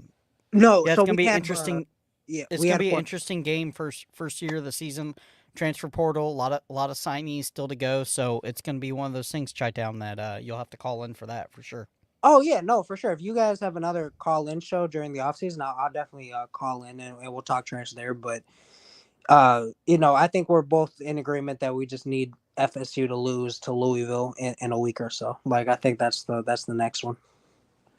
But for sure. Yeah. All right. I know Sheldon has to get home and get some rest, so I'm a hang up. But I'll appreciate it, Bubba. Oh man, yeah, no problem, man. Alrighty. Daniel. Oh, Jesus. What's up, guys?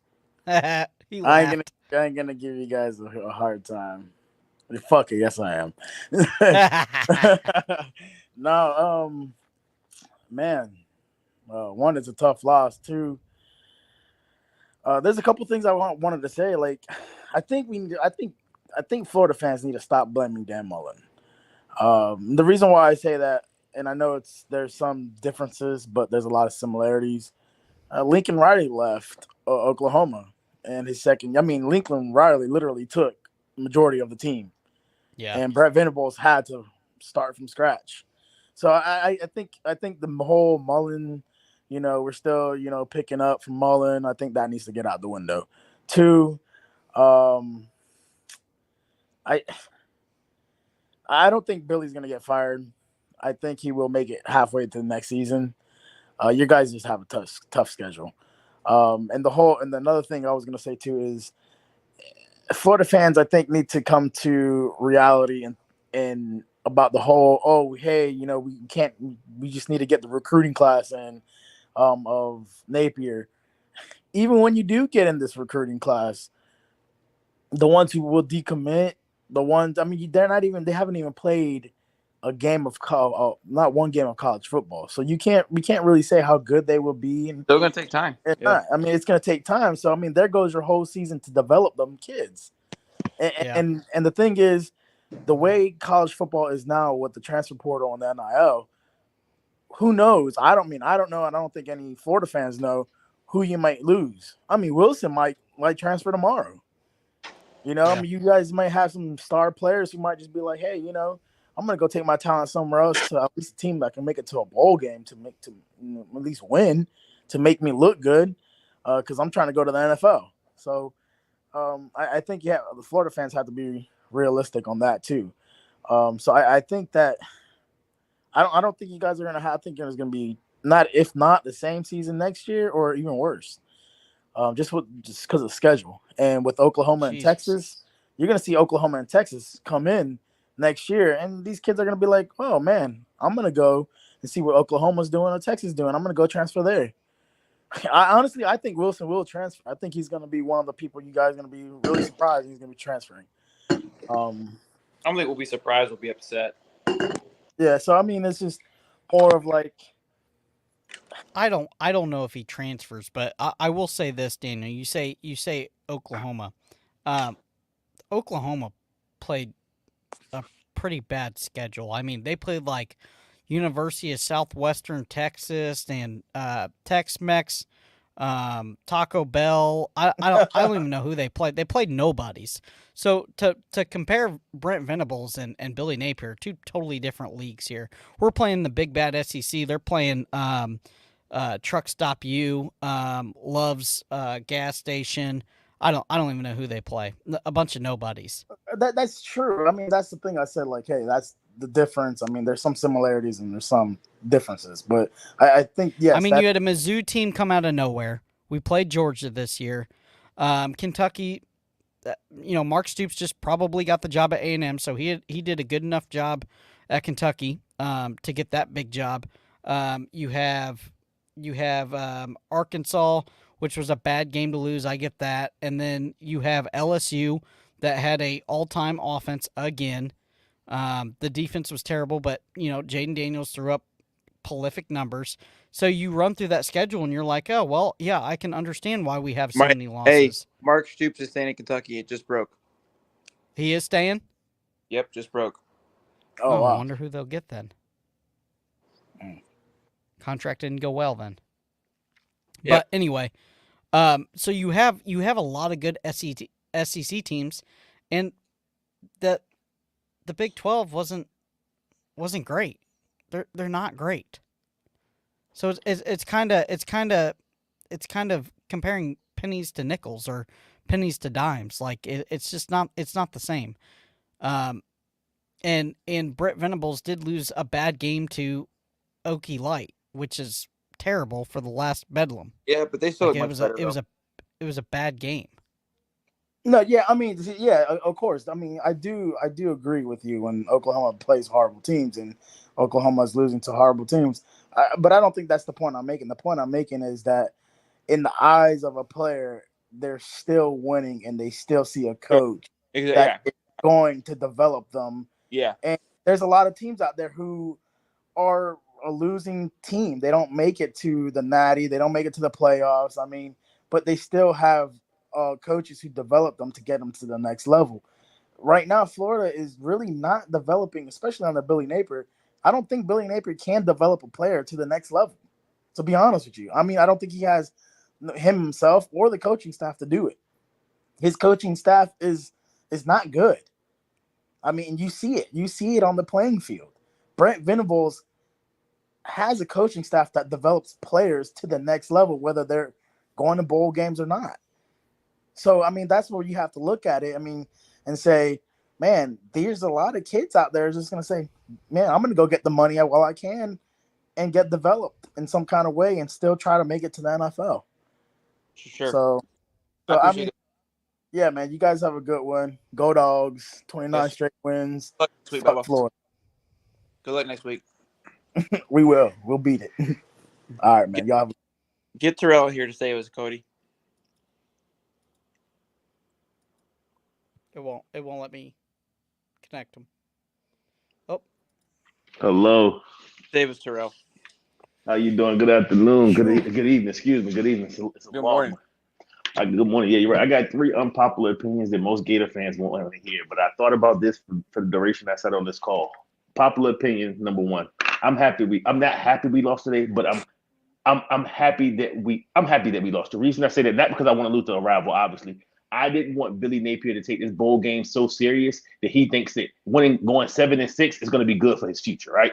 So he has to, losing tonight, he has to hit the transfer portal order. He doesn't have to worry about no bowl game prep. All he has to do for the next month is recruit every night and day and hit the transfer portal. Because if we won that game tonight, he'd have said, "Oh, I got a bowl prep. I gotta do this. I gotta do this. He has no excuses not to hit the portal hard, starting tonight until December 4th, doing all the tampering, doing everything he needs to do until you can get every commit you want. Because if you don't tonight, he can have excuses like I was game planning to go 7-6. No Gator fan cares about going to 7-6. I'd rather go 9-3, 10-2, whatever next year, than go 7-6. Right? You would agree with that, right? Yeah, I agree. For sure. Because I think that would have been his built-in excuse. I was bowl prepping for the bowl game, getting the young players experience, and we took our due diligence. We let the portal pass. So now he has no excuse about the portal. We take that away from him. He has no excuse about recruiting for the rest of his recruiting class before early Saturday period, and he has no excuse about the portal. He has every night and day, every second to go do his scouting, to do his due diligence, to do the evals that he quote unquote speak about. That's number one, right? I hope all Gator fans can understand where I'm coming from. Number two, I don't think Mertz should come back next year. Oh, and I'm gonna tell you why I say this. I don't know. Are you guys overly familiar with the Ron Zook era?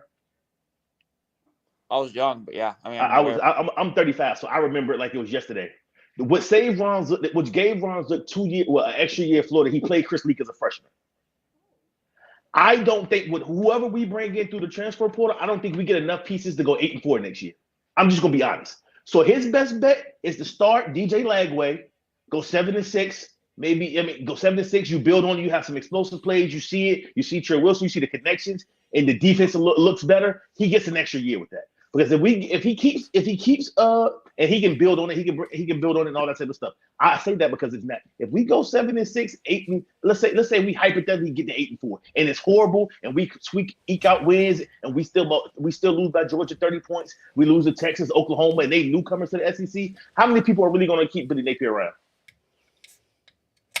Not many, in my opinion. Not many, right? I don't, because you've had 3 years to build. So in my mind, you bring DJ Lagwell, you give him the keys. You're paying him all the NIL money. Let him ride out as a freshman. Let him take his lumps. Because 2025 has to be a college football playoff year. There's no excuse. That means you got 3 years of your classes. You got all these freshmen that took their lumps for their freshman and sophomore year. You'll have a sophomore quarterback who played the SEC gauntlet, play a tough out-of-conference schedule. 2025 has to be a national championship year. You don't want to go into 2025 when that may be your make-or-break year. You may get the year 4. That may be your make-or-break year, and you start a quarterback who may have gotten 30% of the snaps, right? You get what I'm saying? That will be his make or break year at that point in time. So next year you can buy some hope with the fan base. We went 7-6. We did a lot of good. Well, 75, whatever the record may be. We made a bowl game.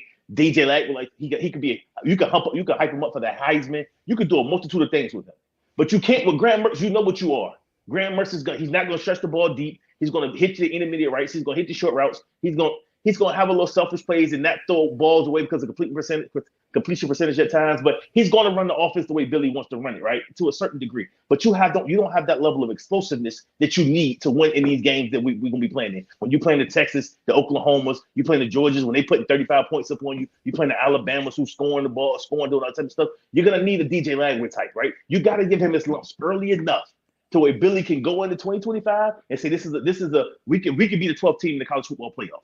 Like he has to go in with that mindset. Because what are you doing with Graham Mertz? We know what Graham Mertz is, right? Unfortunately, it didn't go well. It went well for him, but it didn't go well for the team.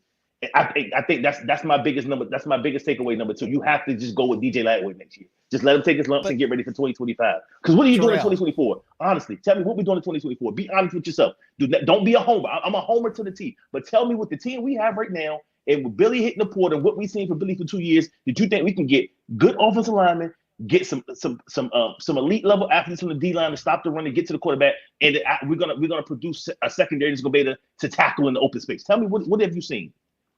Terrell, this is why you go with Mertz next year, and hear me out. Okay, I'm listening. You don't do what Auburn did to Bo Nix.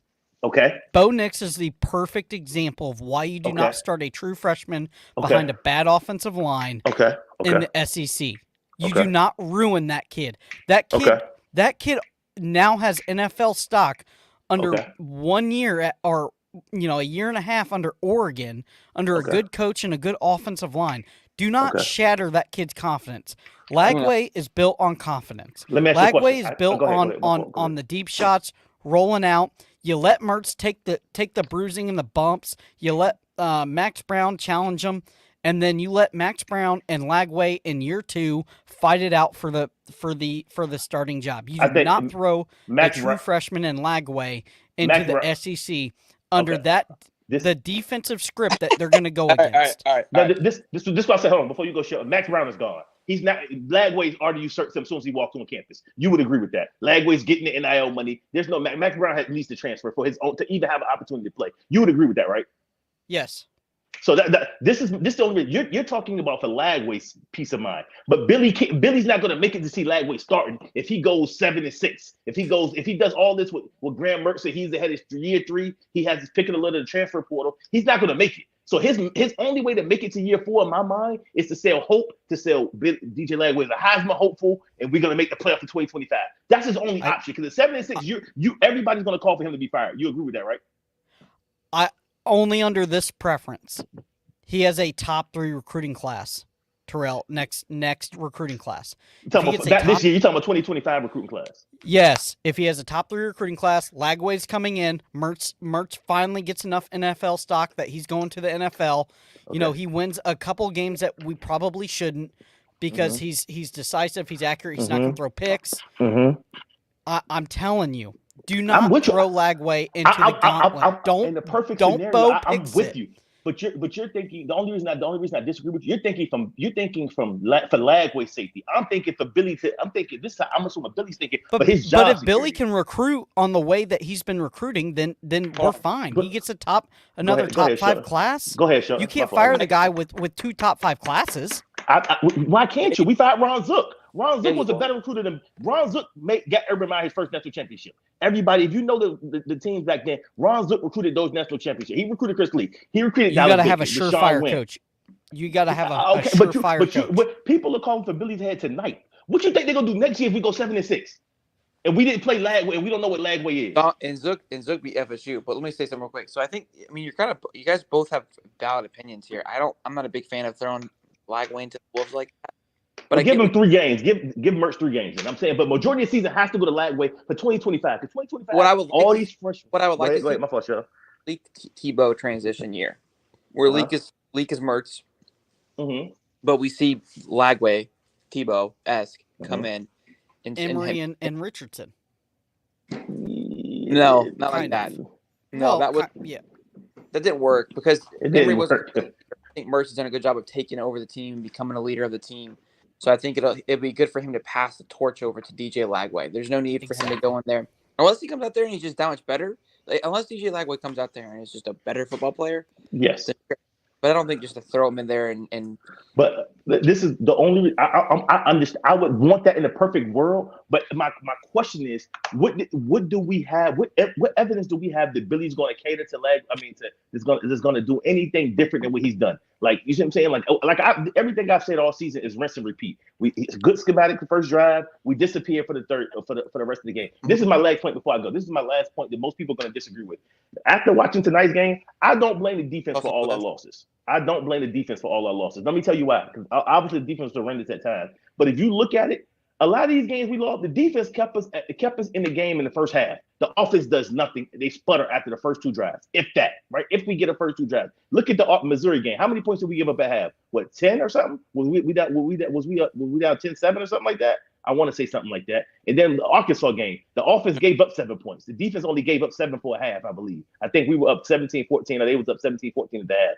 Like, the offense sputters a lot, and we have long lulls, and then the defense gets worn down because we don't have a lot of depth in the trenches. And after coming in the third quarter, fourth quarter, that's when the floodgates open, and we just normally get rained out. Like, the defense, we obviously have to improve tremendously on the defensive line. I'm not going to push that. We have to tackle better. I don't know what we got to do to get better cornerback tackling, safety play, all that type of stuff. But I feel like a lot of this stuff, you keep the defense. The defense was engaged majority of the night because they felt like they had a chance. Obviously, from a backup quarterback, so that played to do with it, and they didn't get a chance to get ran off the field. But they kept us in the game, and Billy did what Billy did. Now, as far as my last point, I apologize for my last point. As far as the offensive coordinator, Billy got 2 options to go. You go hire a hired gun and you don't touch him, or you go get one of the brightest minds from D2, D3, and you infuse his system with yours, and y'all run it together. Those are the only 2 options. He has no other option. He cannot be the OC any longer, solely by himself calling the plays. But that's basically all I get. I appreciate it. Go ahead. If you had the money, who do you go and get, Terrell? You go get Petrino? You want me to be, no, you want me to be honest? Who I would get? Most people not gonna like this. Who would I go and get? No money, no contract is if Scott Strickland walks in the office and says, "Look, I want the best OC in the nation. I don't give a shit what I got to pay. I'll give him $15 million a year. I just want to win a national championship before I get fired." You know what's crazy? What I would do is since Billy has a certain scheme and he's probably going somebody like-minded in his scheme. You made a point earlier today about the Dolphins. Who's the Dolphins quarterback coach or wide receivers coach? Somebody who already familiar with that scheme with the 100 jet motions, but they can expand on that. Can do. Just somebody who can. Because I don't think Billy's going to overhaul it. He's very stubborn, right? He's an offensive guy. He built his name off that. Like, and let alone I didn't know he punched Dabo Swinney in the face. I would have thought that's the most shocking thing I heard all night. But I would say somebody from that tree. Somebody you can get a wide receiver coach from the NFL, bring him be an OC, and maybe that springboard his career in a couple of years. Or maybe whoever the quarterback coach is, I don't know, somebody who runs something similar, but who has a lot more explosives. We don't get explosives. It takes all our drives of 15-play drives. When do we ever have a 2-play drive? I don't think did we ever have a 2-play drive all year? Like, you know how some teams just take a shot, you break an 80-yard touchdown run, you throw it, you get a 15-yard run. Like Bama today? Yeah, exactly. Even though I didn't watch the game, I was on the road. I had to watch our game in the car till I got home. But like, we just need somebody who can bring a level of explosiveness. Like that is the biggest difference between him and Dan Mullen. Dan Mullen was a schematic genius. For all his warts when it comes to recruiting and letting the program go to shits and all that type of stuff, he was a schematic genius. He would always, like everybody highlighted tonight, he would exploit a matchup. Like, I remember the Georgia game, the wheel route game. We ran 15 wheel routes to beat Georgia. Like, I don't even think we won a wheel route all year. Did we win one wheel route all year? Yeah, like versus anybody. Like, I'm just saying. Like, you know what's crazy? I'm gonna tell you what made me. This is my last point. I know I'm rambling. Our Missouri game. You know how I know you remember the Arkansas game, right? This is me using my brain. You remember the Arkansas game, right? I think Trey Wilson scored on the same play back to back, but one was a penalty, and the next play he ran to the opposite side. I think it was like a jet motion. They threw it to him to the flat, right? Yeah. And he got a touchdown, right? This is my problem with Missouri game. We've shown that action all season long. Him going in motion, and we may throw it, or he may get you a pitch. I don't know if you watched the Super Bowl from last year, right? Did you watch the Super Bowl with the Chiefs and the Eagles? Yeah. You remember you know how Kadarius Toney scored in the Super Bowl? He ran a fake jet motion reverse and just went back to the pylon for an easy walking touchdown. I don't know if you watch it, go. Why don't we have that for Trey Wilson, right? It's something we can build off. It's just another element. We've shown the jet motion 25, 30 times, right? In the Missouri game, we needed a completion, right? Why not fake the jet motion, quick height, run to the pylon? It's an easy completion. Either he incomplete, man, you going for the gusto. You're not supposed to win this game anyway, right? This is my problem. He doesn't build on his schemes. He doesn't have any counters to what the defense show. Because typically you get man to man in those situations. So Trey Wilson can beat somebody to the corner for a first down or maybe a touchdown in that instance, right? But he never builds on his schemes. Like, he doesn't have a counter to what the defense does. The defense blitz, we don't have any max protect calls, 2-man routes, high-low concepts. I mean, I'm just hopeful next year. Like I said, me personally, I would want to see Lagway go for the 12 games and take his lumps in 2024, because I don't want to throw him and he doesn't have the experience. He could cost us again in 2025, but we could potentially get to a championship game. Maybe we get Georgia in a down year. We bring in some extra recruits in 2025. A lot of recruits to see the promise of Lagway, but we'll see, man. Like I said, I'm always a Gator going through. Hey, Trey, I appreciate you calling in, man. As always, big guy. Thank you. Yeah, you have a good one. Enjoy. You too, man. All right. See you. Gabe Davis. All right, man. I know I'm the last one. I'll be quick. I just got a couple points, but all this talk about recruiting, man. Like, does it even matter? Y'all could fire Billy. Huh? Y'all could fire Billy right now, and I could go in there and I could have a top 15 recruiting class for Florida just because it's Florida. So just all this talk about if we fire Billy, does it affect the recruiting class? We're already seeing bad effects on the recruiting class right now, so I don't really think it matters. What I think matters is we're playing, and I'm like, what is Billy doing with these play calls? There was that point at the game between the third and fourth quarter where we had 12, 13 straight run plays in a row on the same play. I'm like, is the dude even trying to win the game? You know? Yeah, I again, it goes to the OC deal, and it's frustrating, and I get that, but I think that just because we're Florida, we're not the Florida of the old, to think that you can have just a top 5 or top 10 or 15 recruiting class, I think is kind of absurd at this point because of NIL, and we see a lot of the player wealth just kind of going everywhere. We see a lot of teams that are getting really good off of recruiting that have never been good off of recruiting all of a sudden. So I think Billy's doing good work in the recruiting. I think you give him one more year. I get everybody's frustrated. It's the end of the season. It wasn't what we thought it was going to be, but I think that you hire a good OC, you make some changes in the offensive line, and this is what Mullen couldn't do, right? We ran with Grantham over and over and over again. If Billy made adjustments last year with the DC and the tight end coach, right? And it did kind of pay off. The defense was kind of not even kind of. It was better than last year. It wasn't third. It wasn't 15 yards off the ball, soft coverage, shell defense. It was better. Was it way better? No, but it was better. So it was an improvement. So it's one of those things where I think he's making strides. It's not as fast as everybody wants to be, but it still strides forward. I mean, I get that, but I mean, like, I'm just sitting there watching it, and like, how many times do we have to let Damian George get just cooked off the line to realize that, like, I agree with you. Like, you got to make a change there. Like, you're the man running the offense. You are the offensive coordinator. Like, at what point do you just realize, like, I don't understand how he's watching the same game that us Florida fans are watching, and you can't tell me that a fan should be smarter than a coach. Nope. Like, that just doesn't make sense. If you wanna go out there and put someone that can block, put me out there and pay me. Like, it's just crazy how he just doesn't see the small things or the big things in this case. So I just don't understand. Even if we get a good OC, like, I just don't see the drive in Billy to, like, change. I just think he's stuck on his, like what he says about the game plans. He gets set on certain things and he won't change. So I don't know how much it'll change even if we get an OC. For sure. Well, I appreciate you, Gabe. We're going to wrap it up here. Hey, wait, man. Thank you. Thanks for calling me, big guy. All right, y'all have a good one. Later, bye. Austin, go ahead. Hey, that was pitiful. We have multiple opportunities to punch the ball in. We get into the red zone multiple times, and we walk away with 3 missed field goals. I have a problem with missed field goals. Don't get me wrong. I'm a forward mark kicker myself. My issue is the fact of leading up to the field goals, first, second, third down.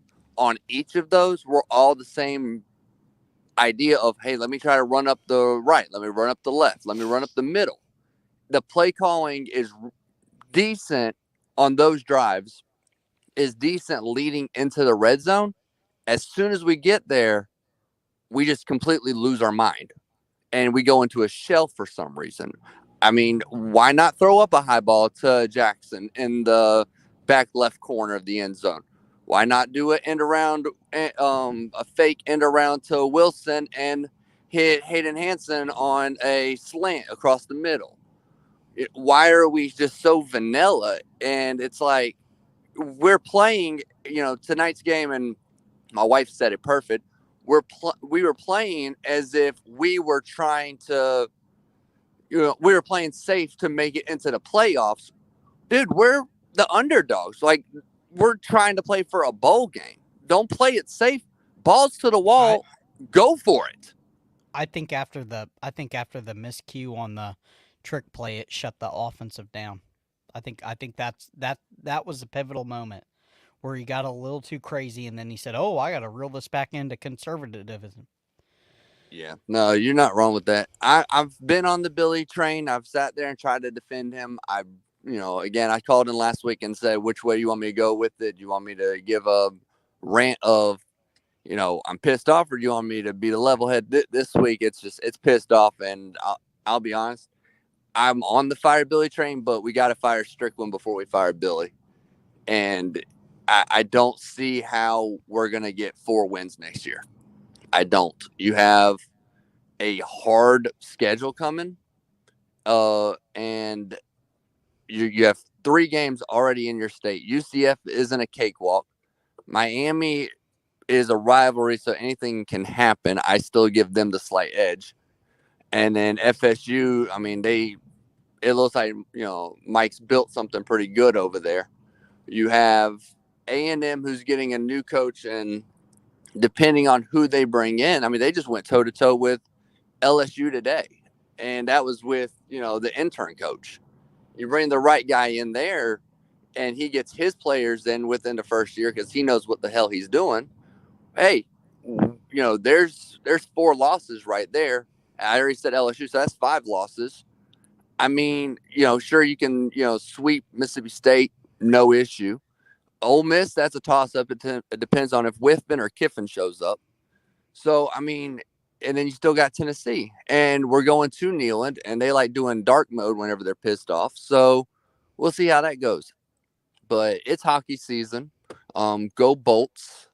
And fire Strickland before you fire Napier. Otherwise, we're going to sit there and be in the same position again. All righty. Thank you for calling in. Yep. All right, Austin. We'll see you later. Joshua Keller. What's going on, guys? Go ahead and swing. Man, Billy is making it a lot harder for me not to be on the Fire Billy train. It's hard, isn't it? Yeah. Austin Armstrong proved himself tonight. I don't give a damn what anybody says. He was out there proving himself. I don't know what Billy was doing. He was in La La Land, I guess. He wasn't in the swamp, that's for damn sure. But 2 points. Getting an OC. Graham Mertz is coming back next year. I don't know what the guy was talking about of Graham Mertz shouldn't come back. Graham Mertz has earned his right to come back and play another year. And with the completion percentage that he proved this year, I expect it to be a lot higher next year. And I expect us to win a lot more games with him under center than putting DJ at risk of getting hurt in the first half of the season. Because we don't need that, and we don't want that for a young kid to come in there behind a trash O-line that we have right now and get murdered every play.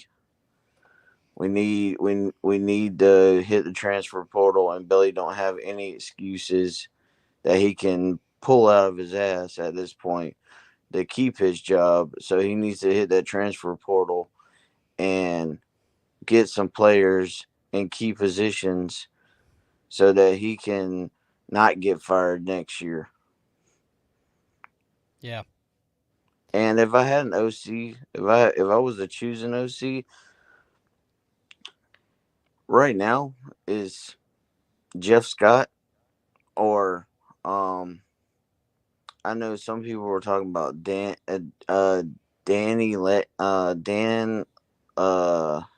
he's the guy from Lanning. Yeah, Lanning.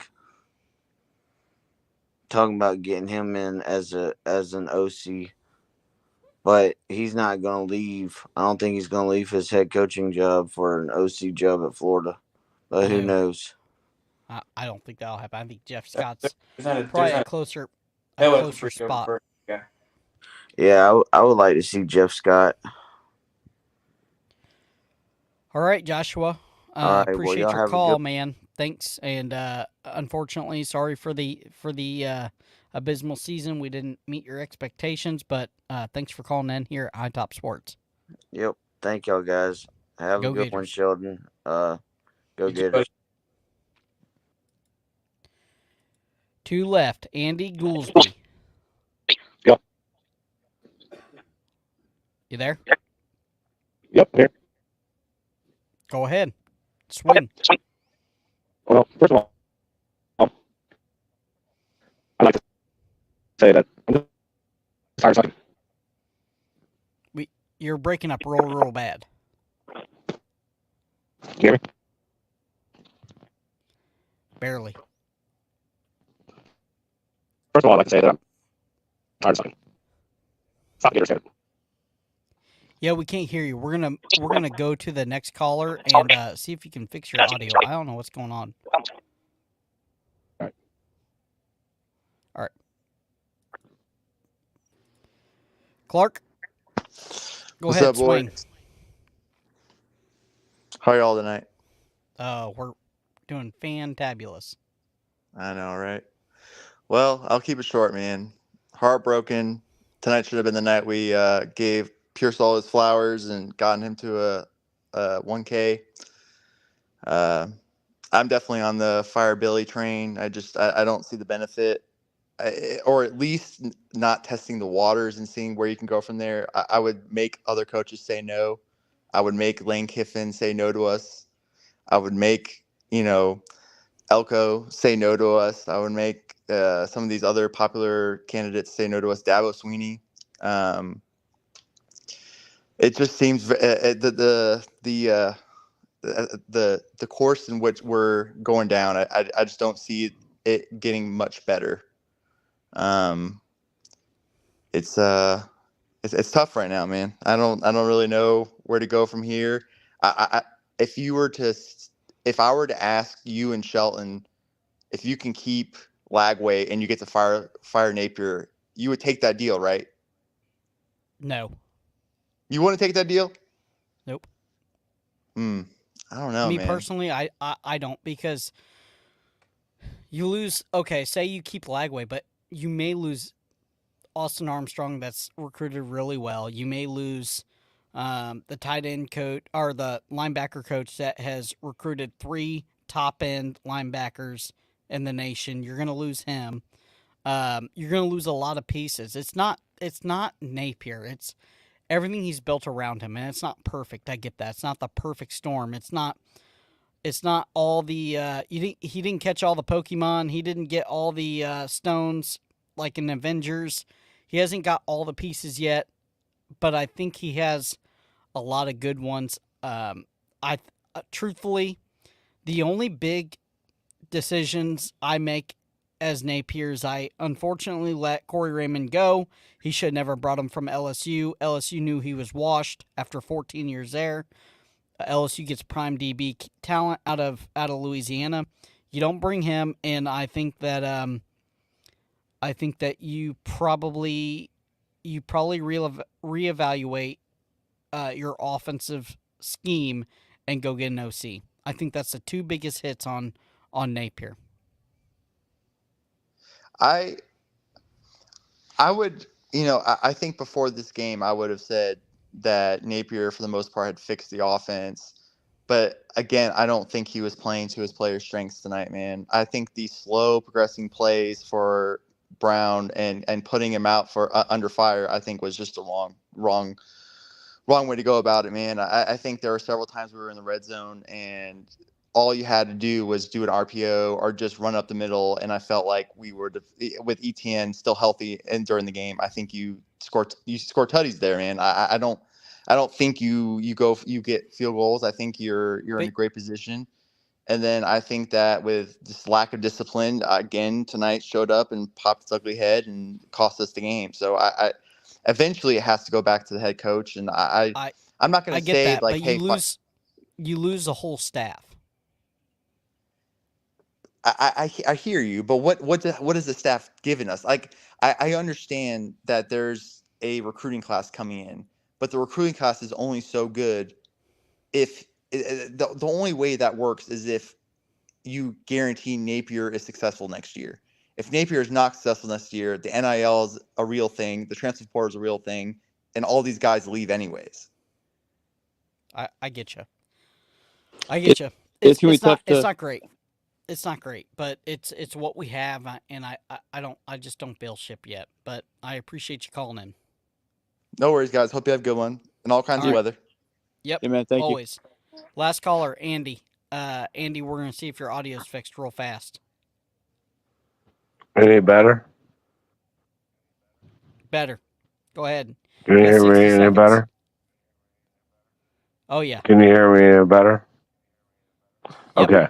So first of all, as a diehard Gator, I just like to say I'm tired of the Gator standard not being portrayed and not showing up on the field.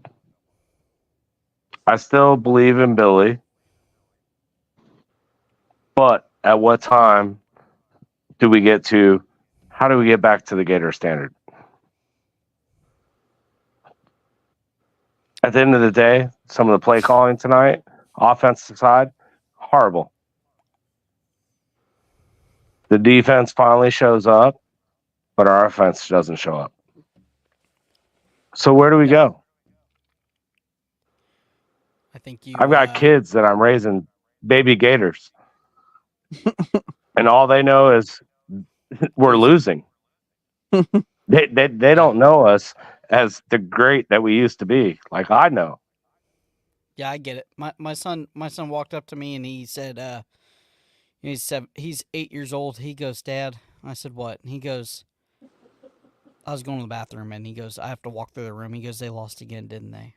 And I said, yes. And he goes, boy, he goes, you are a trooper, because I don't know if I would root for him if they kept losing. My wife just goes, yeah, I've never seen him win either. I mean, it's the same with me, right? Like, so I grew up in the great time, right? My 20s, that's when we were winning, right? My kids now look at me like, Dad, why are we rooting for this team? Yeah, absolutely. And it's not like we don't have the money, and we don't have the backing to make it work. So why is it not working? I believe in Billy. I believe he might not be the guy to take us to the greatness. He might be the next Ron Zook. I hope he is the next Urban Meyer, but he could be the next Ron Zook, right? He's at least building it to get us to the next step. Because it's worse this year than it was last year, but I still see bigger improvements this year than versus last year. But why is this happening at our college? It's just I just don't get it. It sucks to have to tell your kids that you lost another one, and especially when you. Well, and it's not even that it sucks. You got to tell your kids you lost another one, but it sucks that to know who we are and what we should be, and for the last 17 years, we just continued down this road. And for me, the biggest thing is we keep down this road because every 2 years, we suck. Got to get rid of that guy. That's why we're in the fucking state we're in right now. Yeah. Period. Every 2 years, we want to get rid of somebody and not let them build a program. Now, granted, I don't think McElwain was going to build that program. Mullen, he might have, but he wasn't recruiting. You got to have the recruits. I believe Billy is actually building something, and he might not be the guy to take us to the championship, but he is getting us back on track. So we need to give him a little credit and a little space to let him continue to do what he's doing. For sure. What's your Andy, thoughts I on appreciate that? it, big guy. Thanks for calling in, man. Tell your kids. Hey guys, we're gonna shut it down. We've been at 2.5 hours. We're gonna give lasting thoughts for. I'm the guy that season ends the show. Yeah, you are the one. We're gonna give lasting thoughts for the season on the last live call-in show for the season with me and Shelton. And we're Orange and blue, loud and proud. That's what we're doing. Appreciate you. That's right. Go Gators. Hey, I appreciate y'all. I watch y'all every day. Go Gators. Thanks, man. Appreciate you. Shelton, last thought that you have for the season, the last call-in show. What do you think? It sucks. Sucks that it end like this. Sucks that it's over. Long season you wait for all year long, and then it kind of goes. That is a shitty one. The one thing is we live in this new world of transfer portal, so the off season is just as exciting now as the regular season. Outside of games being played, you don't have that, that extreme high. But yeah, I'll sleep on it. I took everyone's thoughts in. Obviously, we'll have our show tomorrow. Where I'll give my thoughts and listen to Billy's wonderful press conference and give you my opinions on that. But sucks. I think the one thing Terrell said, he was on a rambler. I've said this before. Some people will, disagree with it, but sitting out, the bowl games are so useless outside the practice reps. I do agree with. But I felt like last year, I was like, man, all these cats are picking people up in the portal. Miami was one of those teams, recruiting, doing all these things, and I was like, we're preparing for a bowl game that's useless. Now the practice is obviously where you can't miss out on those, but it's changed. It's not even that many practices. I can't remember how many it was, but we had one of the early bowl 15. Games. So we got 15 extra practices, and we had an early bowl game. Yeah. I mean, how much with guys that weren't even like with Jack, that didn't like Jack Miller, right? Like guys that weren't even like. So Eugene Wilson 9 of those practices were burnt on bowl game. So you only get like 6-7 extra practices. Yeah, so I kind of get his point where it's like, look, like I was kind of beating on the drum too. It's like, dude, if we're not, don't patronize me with the 6-7 bowl game. Just go get our ass kicked because everyone's gonna be leaving. Not one of us played anyways. So everyone argues for those extra 15 practices. We could use it. Don't get it wrong, but how much of a difference is it gonna make? I don't know, but we'll know more tomorrow, boys. All right. We've done this thing from the very beginning. It was Shelton's idea to do a live call-in show after the games. And it was, it's been fun. It hasn't always been great, but it's been fun. I appreciate the time that I've been able to have with you guys. And for the last sign-off of this season, I will say this. It's not the season I wanted. It's not the season that I was expecting, but we have a lot of things coming, and we have a brand new channel here at High Top Recruiting. And so if you want to get down on the recruiting on everybody else, we're covering everybody. We're covering Georgia. We're covering Tennessee. We're covering everybody in the SEC. See what the competition is getting. We're going to cover Florida. Go ahead and join that High Top Recruiting channel. It's gonna be prolific. We do film breakdowns. It's gonna be big. So this is my last sign off. I appreciate you guys. I appreciate the 890 people we had in here, almost 900 strong the entire time, 2.5 hours. Shelton, I appreciate you for bringing me on this season. And, go Gators. Later, bud. Later.